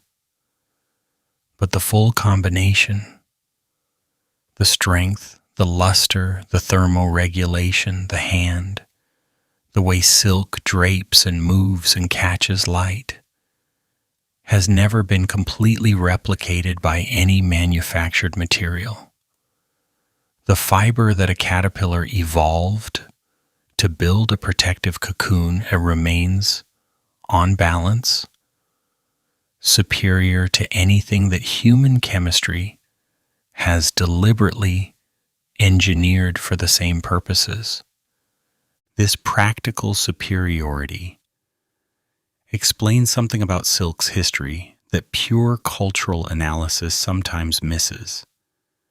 The desire for silk across so many different civilizations and periods was not simply a matter of fashion or status signaling, though it was certainly those things as well. It was also a rational response to a material that genuinely performed better than the alternatives. A Chinese court official who wore silk in summer was cooler than his counterpart in linen. A Roman senator who draped himself in silk was wearing a fabric lighter than any alternative that could produce the same visual effect.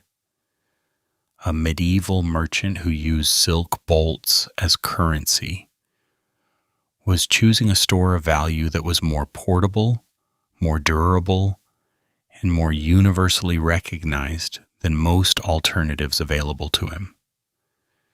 Historians still argue whether the practical superiority of silk or its cultural associations with China's imperial prestige, with Eastern mystery and luxury, with the specific histories of courts and empires that had made it their fabric of choice, was the primary driver of its extraordinary commercial success across 4 millennia. The honest answer is probably that the two cannot be separated.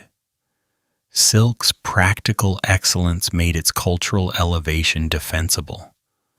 Its cultural elevation made its practical excellence worth the cost of obtaining it. The fabric and its meaning co-evolved across thousands of years, each reinforcing the other until by the Renaissance the word silk meant not just a material but an entire complex of associations. Power, refinement, beauty, wealth, and the long reach of civilization from an ancient Chinese garden to a Florentine counting house to a lion loom room that no synthetic fiber, however technically accomplished, has yet managed to inherit.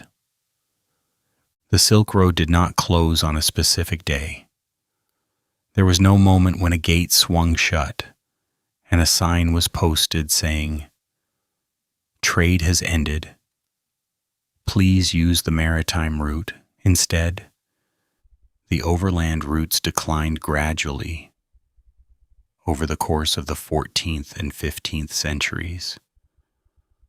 As a combination of political disruption, plague, and the development of superior alternatives slowly drained the commercial vitality from the road that Ferdinand von Richthofen would not even name for another 4 centuries. The Black Death, which swept across Eurasia beginning around 1347, traveled partly along the Silk Road carried by the fleas on rats that followed the caravans. The plague devastated the Central Asian oasis cities that served as the road's essential infrastructure, killing the populations that maintained the caravanserais, operated the markets, and provided the services that made long-distance overland trade viable. Cities that had been prosperous trading hubs for centuries suddenly lost a third or more of their populations in a few years. The economic networks that depended on those cities contracted accordingly. The Mongol Empire, which had controlled most of the Silk Road's length from the 1220s through the mid-14th century, had provided, in the period of its maximum coherence, a political security that made overland trade easier than at almost any other point in the road's history.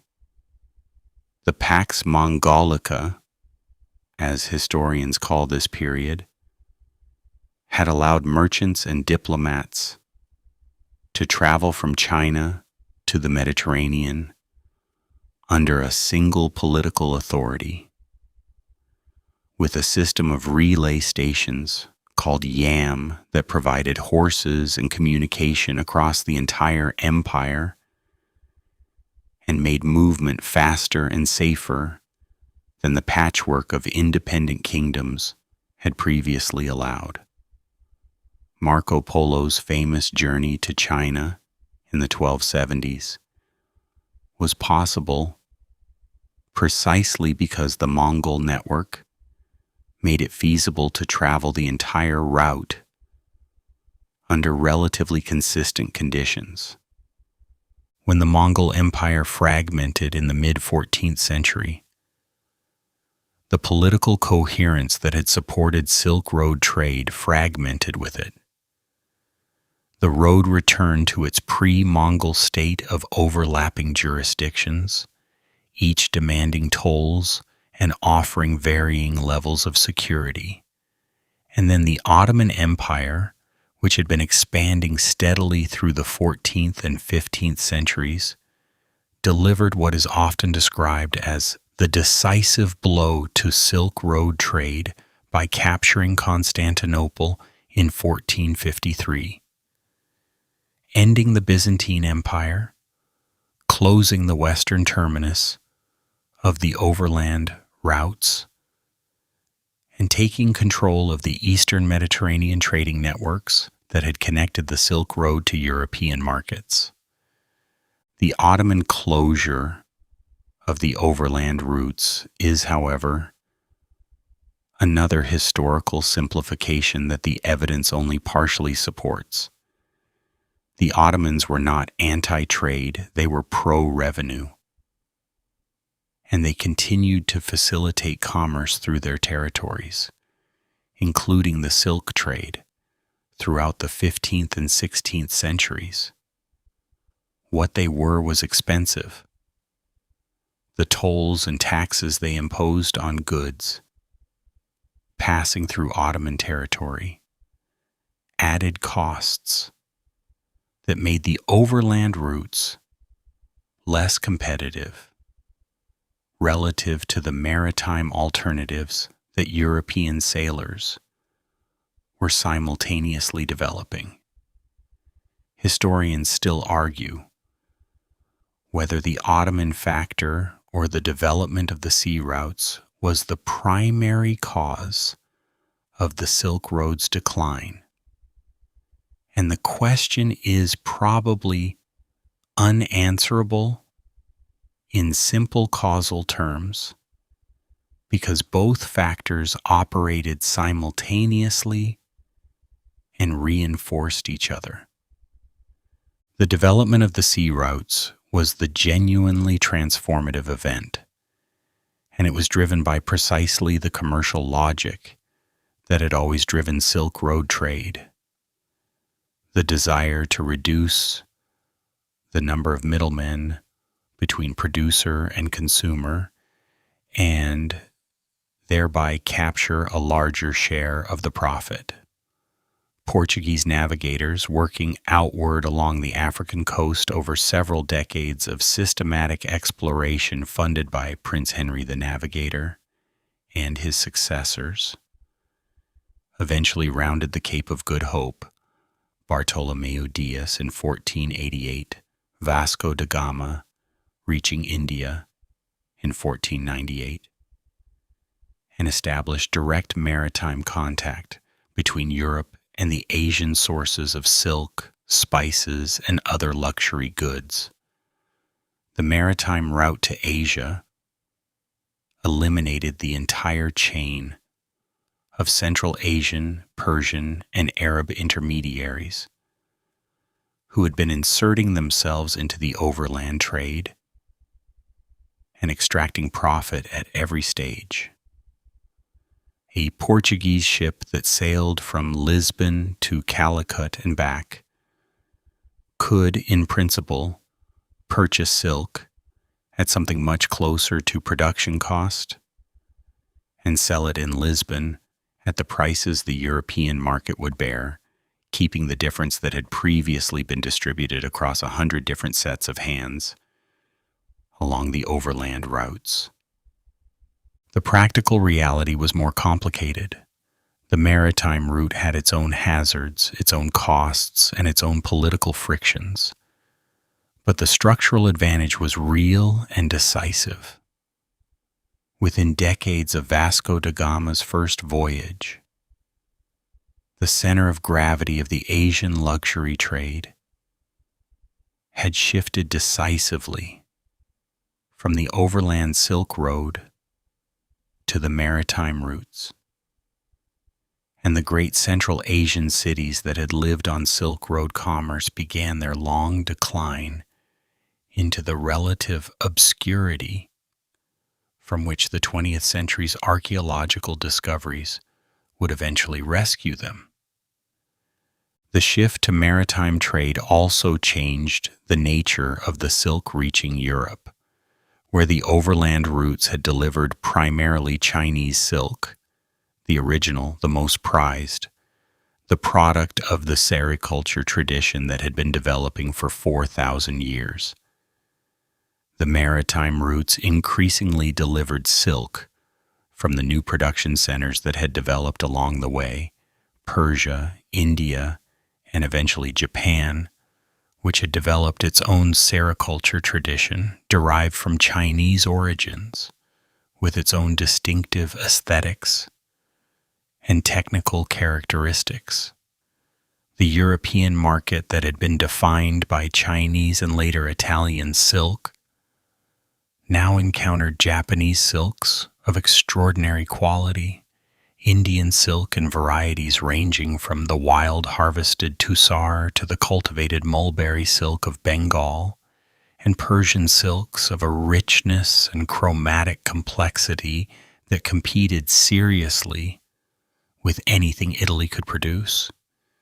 European demand for silk, far from declining with the Silk Road, expanded dramatically during the 16th and 17th centuries, as maritime trade made silk more accessible at lower prices than the overland routes had delivered.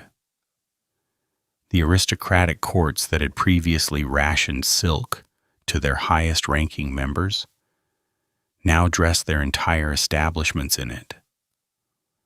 The merchant classes, newly enriched by the commercial revolution that maritime trade enabled, began to purchase silk for the first time in significant quantities. By the 17th century, silk had begun its long journey down the social hierarchy from exclusive imperial luxury toward the aspirational class commodity it would become by the 19th century.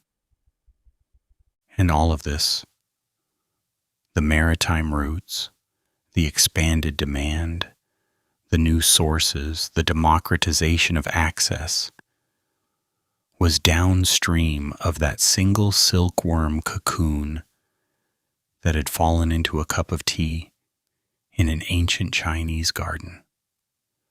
The thread had simply kept unraveling, longer and longer, further and further from where it started, connecting an ever-widening circle of human lives to a creature they had probably never seen, and a country most of them could not have located on any map that then existed.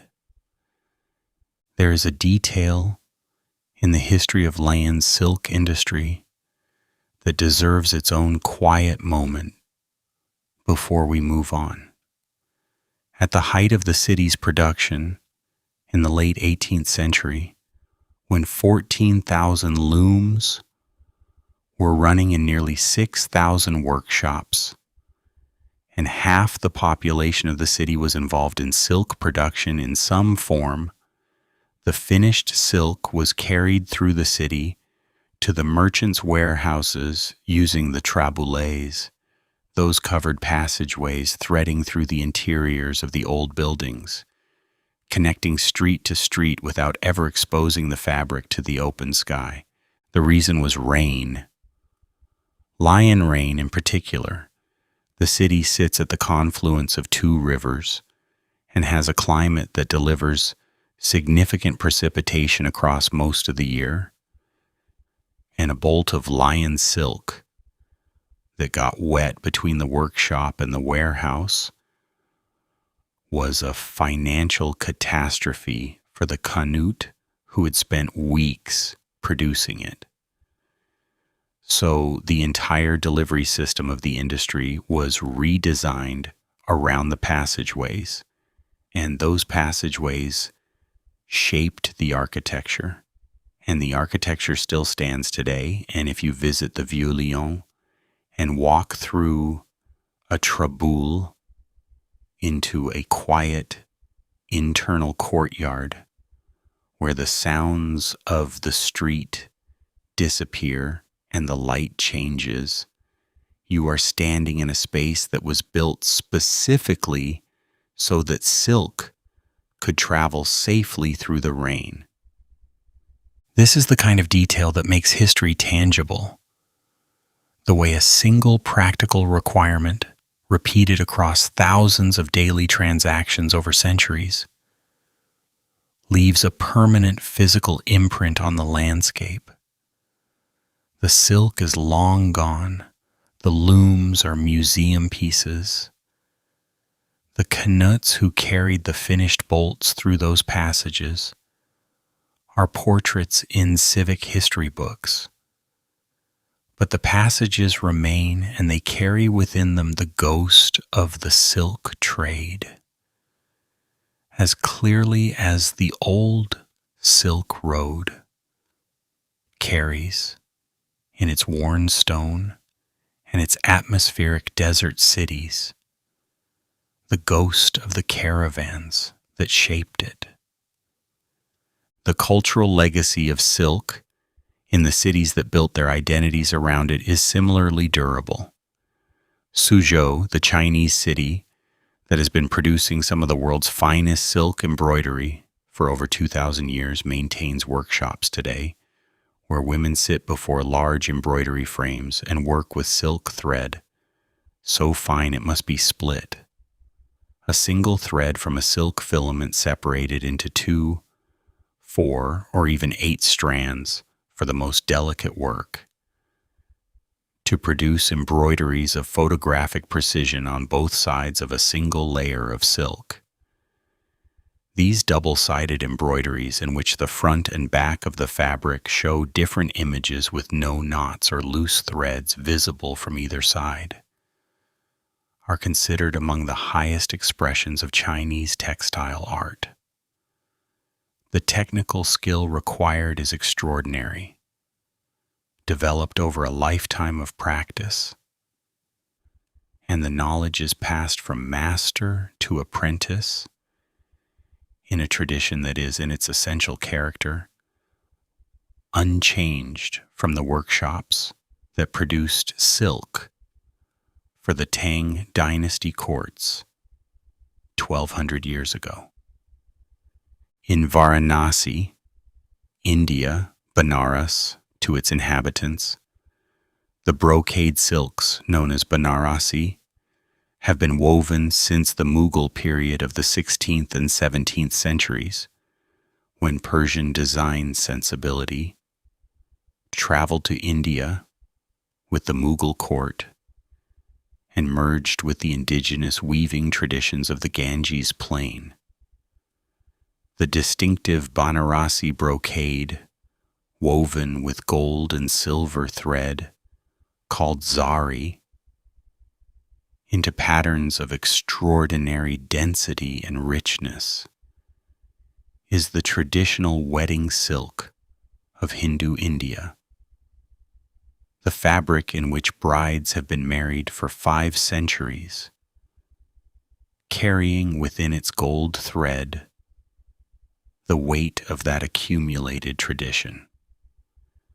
The weavers who make Banarasi silk today predominantly Muslim families in a predominantly Hindu city maintain a craft that represents one of the most successful cultural syntheses in the history of silk. Persian pattern, Mughal patronage, Indian technical skill, and a tradition of Hindu ritual use that has sustained demand for 5 centuries and counting.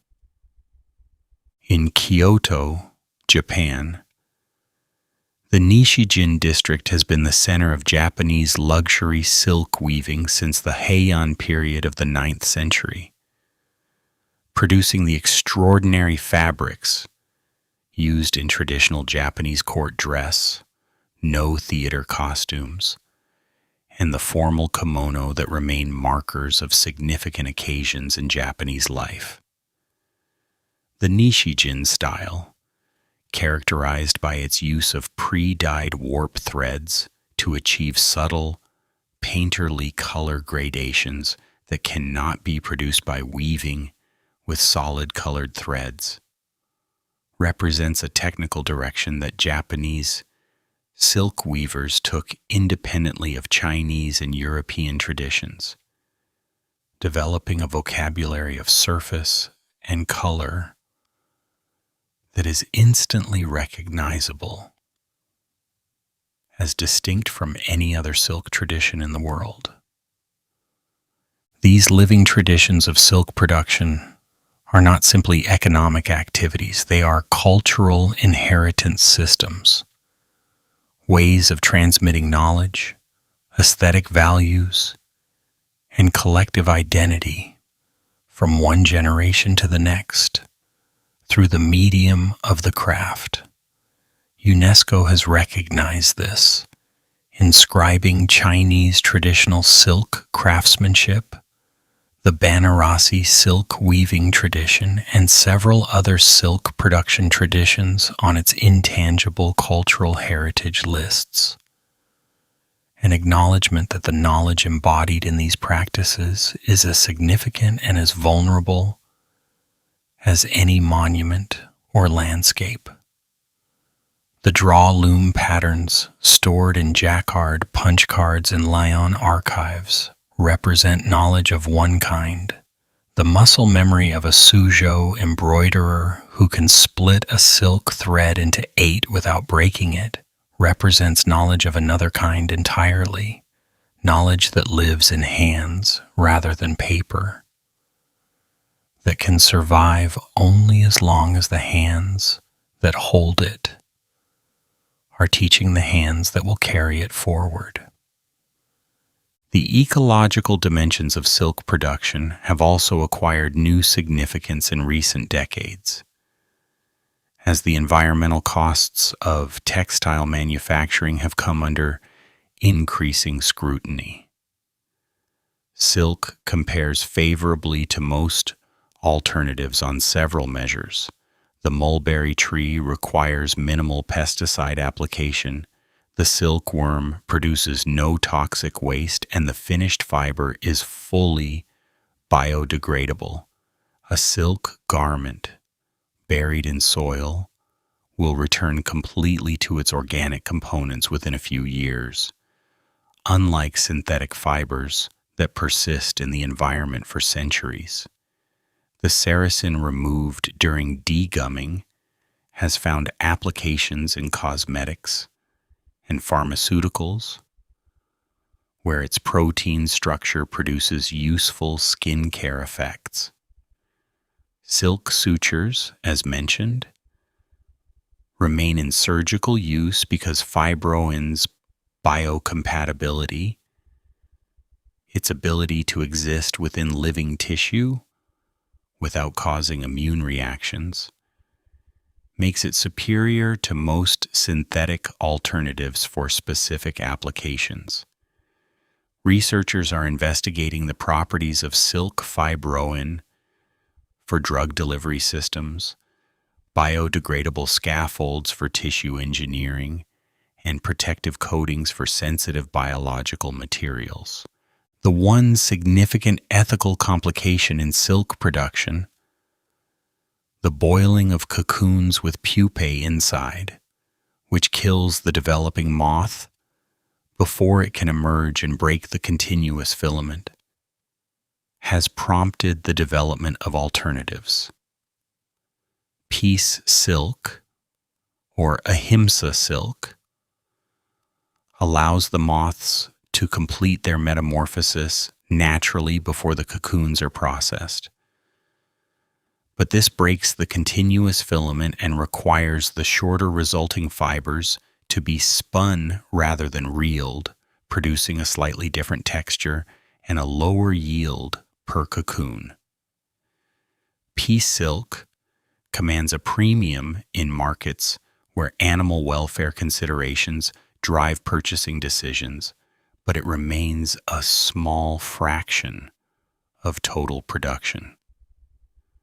The mainstream silk industry has not found a commercially viable way to reconcile the requirements of quality filament production with the life of the silkworm and the debate about whether this matters morally, whether the death of a pupa constitutes a harm of sufficient significance to outweigh the value of the material it produces, is ongoing in the philosophical literature and in the purchasing decisions of individual consumers. These are the silk industry's contemporary complexities: sustainability, ethics, cultural preservation, technological evolution. And they are not essentially different in character from the complexities that have attended silk's production and trade at every stage of its history. The fabric has always been complicated. It has always existed at the intersection of beauty and exploitation, of craft and commerce, of cultural pride and economic inequality. That is not a flaw in its history. It is the texture of its history woven through every section of the story we have been following. There is a moment in the reign of the Tang dynasty, Emperor Xuanzong, who ruled China from 712 to 756 AD, during arguably the greatest cultural flowering in Chinese history, in which silk appears simultaneously as currency, as art, as diplomacy, and as the measure of everything. Xuanzong's court at Chang'an was the most cosmopolitan place on earth at that time, a city of perhaps 1 million people, where Sogdian merchants traded alongside Japanese scholars, where Persian musicians played at court banquets, where Buddhist monks from India debated Taoist scholars, in the same gardens where silk workers delivered their annual tribute. Xuanzong himself was a poet and a musician of genuine accomplishment who patronized the arts with the specific enthusiasm of a ruler who understood that cultural prestige was a form of political power. And at the center of his court, as it had been at the center of every Chinese court since the Han Dynasty, silk was everywhere. The tribute silk that arrived at Chang'an from the provinces during the Tang period, collected as tax, assembled in vast government warehouses, and deployed as salary, diplomatic gift, and commercial transaction, amounted to millions of bolts annually. Military officers were paid in silk. Poets who pleased the emperor received silk. Buddhist monasteries received silk donations that funded their operations.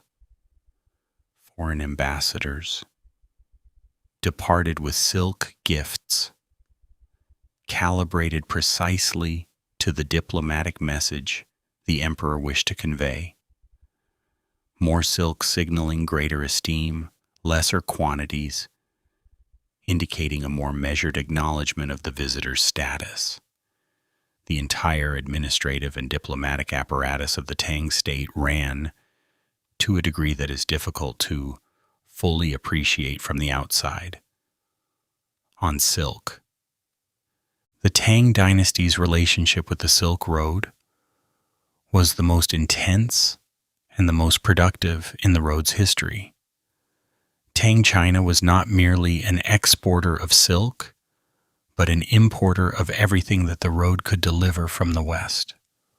Horses from Fergana and the Central Asian steppe, music from Persia and Sogdia, Buddhism and its artistic traditions from India, glassware from the Eastern Mediterranean, spices from Southeast Asia, cotton from India, grapes and wine-making knowledge from Central Asia. Chang'an's Western market was one of the most diverse commercial spaces in the ancient world, where goods and people from across the entire breadth of Eurasia congregated in a physical space that must have been overwhelming in its sensory richness.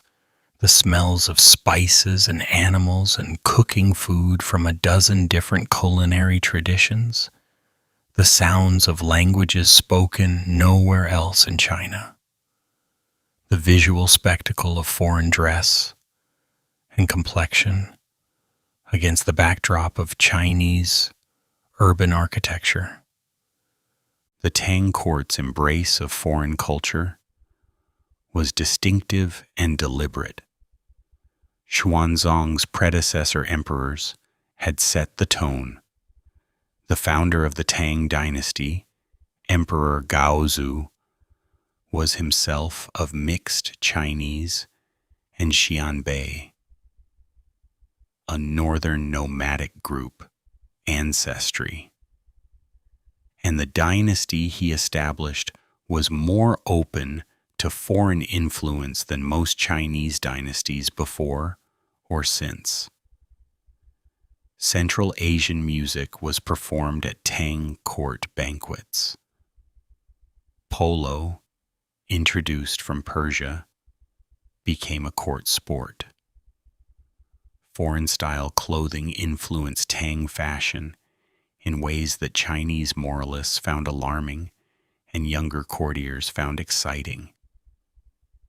And the silk that this cosmopolitan court produced was itself a synthesis. Tang silk incorporated pattern motifs from Central Asia, dyeing techniques with Persian influences, weave structures refined by centuries of technical development, and a chromatic range expanded by dyes imported from across the trading network. The famous silks recovered from the Dunhuang caves, the extraordinary cache of manuscripts, paintings, and textiles discovered by the Taoist monk Wang Yuanlu in 1900 and subsequently studied by scholars for over a century, include Tang Dynasty silk fragments of breathtaking quality that reveal the full visual vocabulary of the period. Among them are silks woven with the Central Asian roundel pattern, circular medallions containing confronted birds, hunting scenes, or floral arrangements derived from Sasanian Persian textile design that show how completely Tang weavers had absorbed foreign aesthetic influences and integrated them into Chinese production. These silks traveled in both directions, westward as Chinese exports and as visual information about Chinese weaving technology, eastward as models that Chinese weavers studied and adapted. The Silk Road was not just a road for goods, it was a road for ideas about how to make things and silk was both the vehicle and the cargo. The decline of the Tang dynasty in the late 9th century, followed by a period of fragmentation known as the Five Dynasties and 10 Kingdoms period, disrupted the Silk Road's most intensive phase of operation and began the long decline of the overland routes that we traced in the previous section. But the silk industry itself continued without interruption, shifting its center of gravity southward as the Song dynasty, which reunified China in 960 AD, established its capital in the silk-rich regions of Jiangsu and Zhejiang, where Suzhou and Hangzhou were already the dominant production centers. The Song dynasty developed Chinese silk culture in directions that the Tang had not fully explored, particularly in the realm of silk as an artistic medium. Song silk paintings, works executed with pigment on fine plain weave silk fabric, achieved a refinement that set standards for Chinese pictorial art that persisted for centuries. The famous hand scroll dwelling in the Fushun Mountains, painted on paper but of a quality and character that reflects the silk painting tradition, and the court paintings of Emperor Huizong, executed on silk with a meticulousness of observation and a delicacy of brushwork that pushed the possibilities of the medium to their limits, represent the apex of a tradition that was possible only because the silk industry had developed fabrics of sufficient fineness and consistency to serve as a painting surface.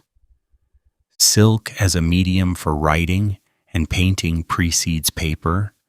The earliest Chinese documents were written on silk before paper was invented by Kai Lun in approximately 105 AD, and even after paper became available, silk continued to be used for documents of particular importance and permanence. The Mawangdui tomb of Lady Xin, excavated in Hunan province in the 1970s and dated to approximately 168 BC, contained silk books, texts written on silk fabric, rolled and stored in lacquered containers, alongside the most complete and most richly appointed early Han burial assemblage ever discovered. Among the silk items from Mawangdui was a silk map of the state of Changsha, drawn with extraordinary accuracy, and a painted silk banner of astonishing beauty, showing the deceased traveling from earth through the underworld toward heaven, populated with mythological creatures and cosmological symbols rendered in pigments that retained their vividness after 2,000 years in the sealed tomb. These tombs and their silk contents are among the most important archaeological sources for understanding the early Chinese silk tradition, because silk in good condition does not often survive for thousands of years without the very specific conditions, oxygen-free, dry, stable temperature, that tomb burial can provide. Each excavation that yields well-preserved silk adds to our understanding of how the tradition developed, what techniques were available at different periods, and what silk meant in the cultural context of its production. The silk from Mawangdui was not burial goods in a perfunctory sense. It was the full material life of a powerful woman transported into the afterlife. Clothing, bedding, hangings, documents, and the extraordinary painted banner. Because silk had been so completely integrated into the fabric of her existence, that existence without it, even posthumous existence, was apparently unimaginable. This is perhaps the deepest truth about silk's place in the civilizations that produced and consumed it. It did not merely clothe people or decorate rooms or function as currency or travel roads.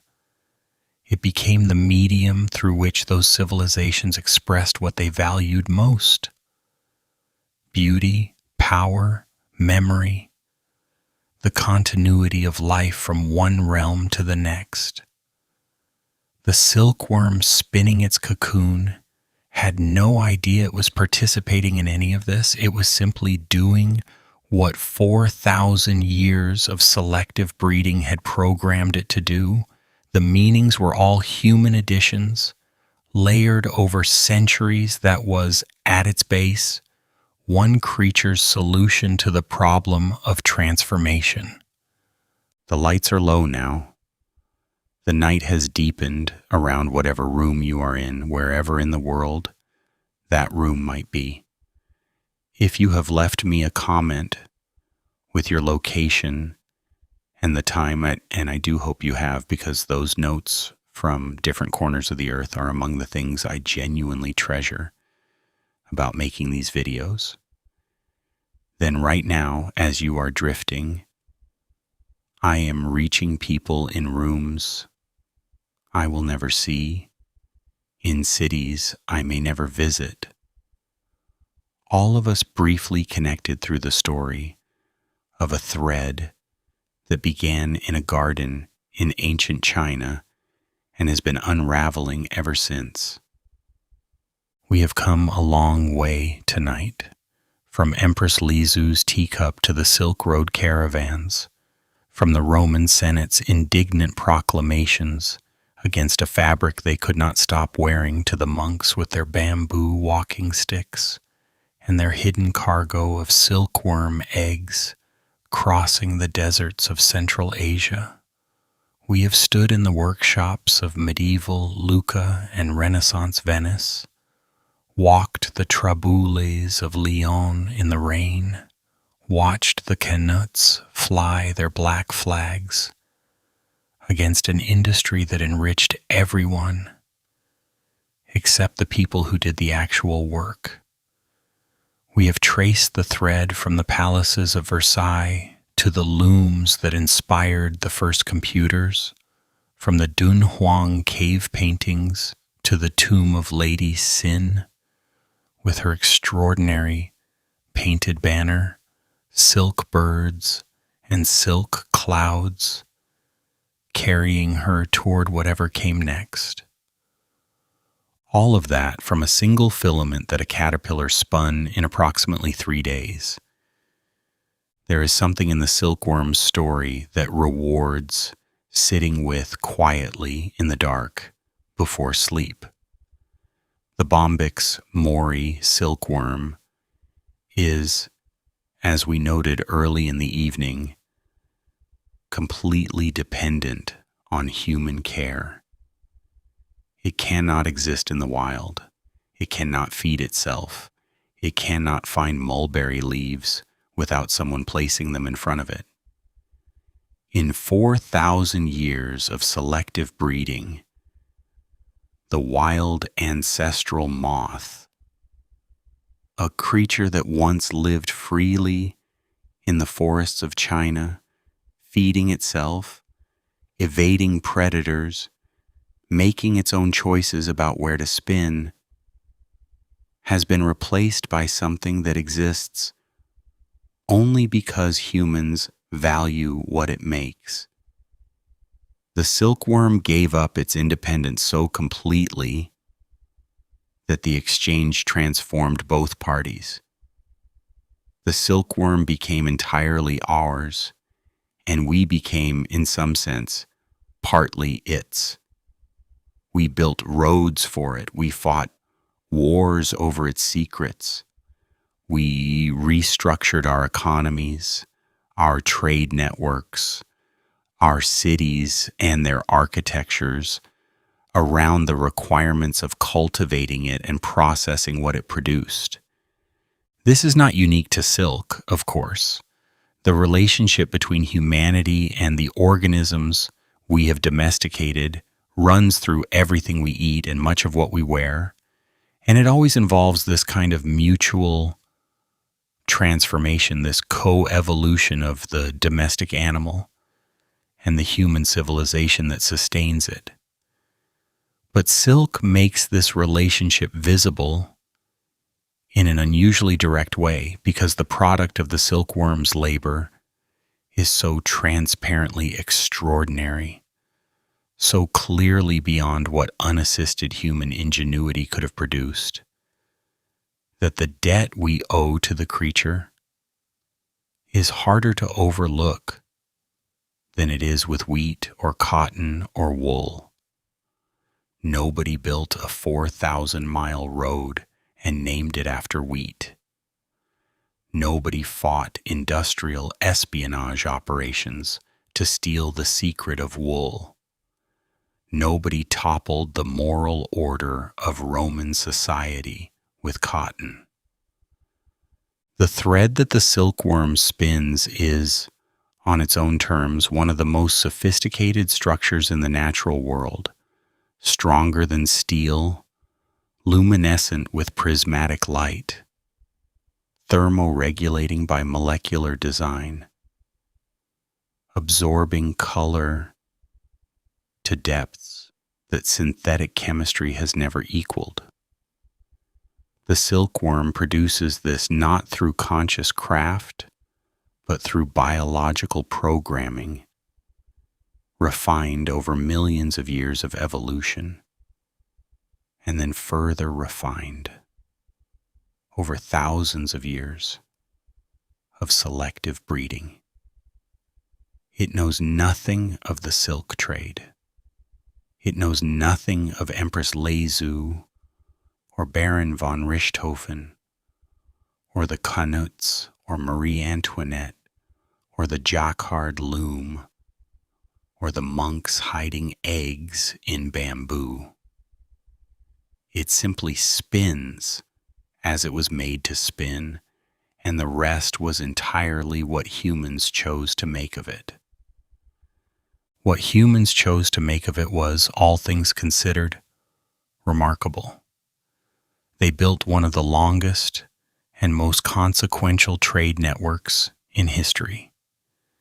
They transmitted religions, philosophies, technologies, and diseases across 4,000 miles of the most hostile terrain on Earth.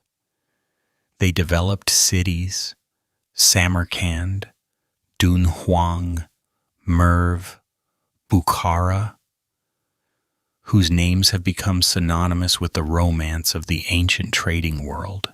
They created textile traditions of such sophistication that they produced, as side effects, the jacquard loom, and through it the punched card computing technology that eventually became the digital world we inhabit. They clothed emperors and funded Renaissance art and sparked industrial labor movements and shaped the political geography of empires. All of this starting from the accident of a cocoon in a cup of hot water.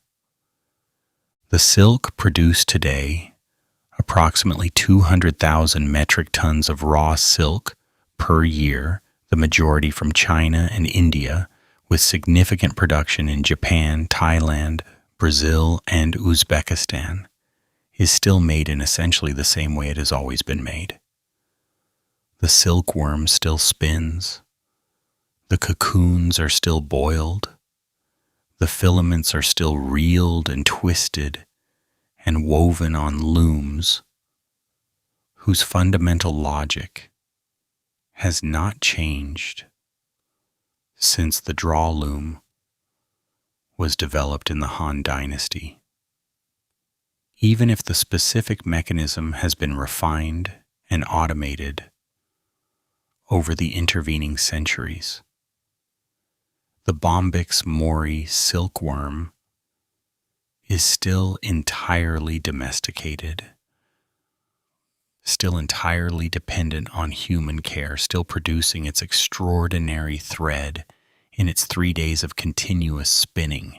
And somewhere in Suzhou tonight, because in Suzhou it is morning now, or afternoon, the seasons turning in a different rhythm from wherever you are, a woman is sitting at an embroidery frame with silk thread, so fine it has been split into filaments thinner than a human hair, working with a precision and a patience that represents the accumulated knowledge of 200 generations of the same craft.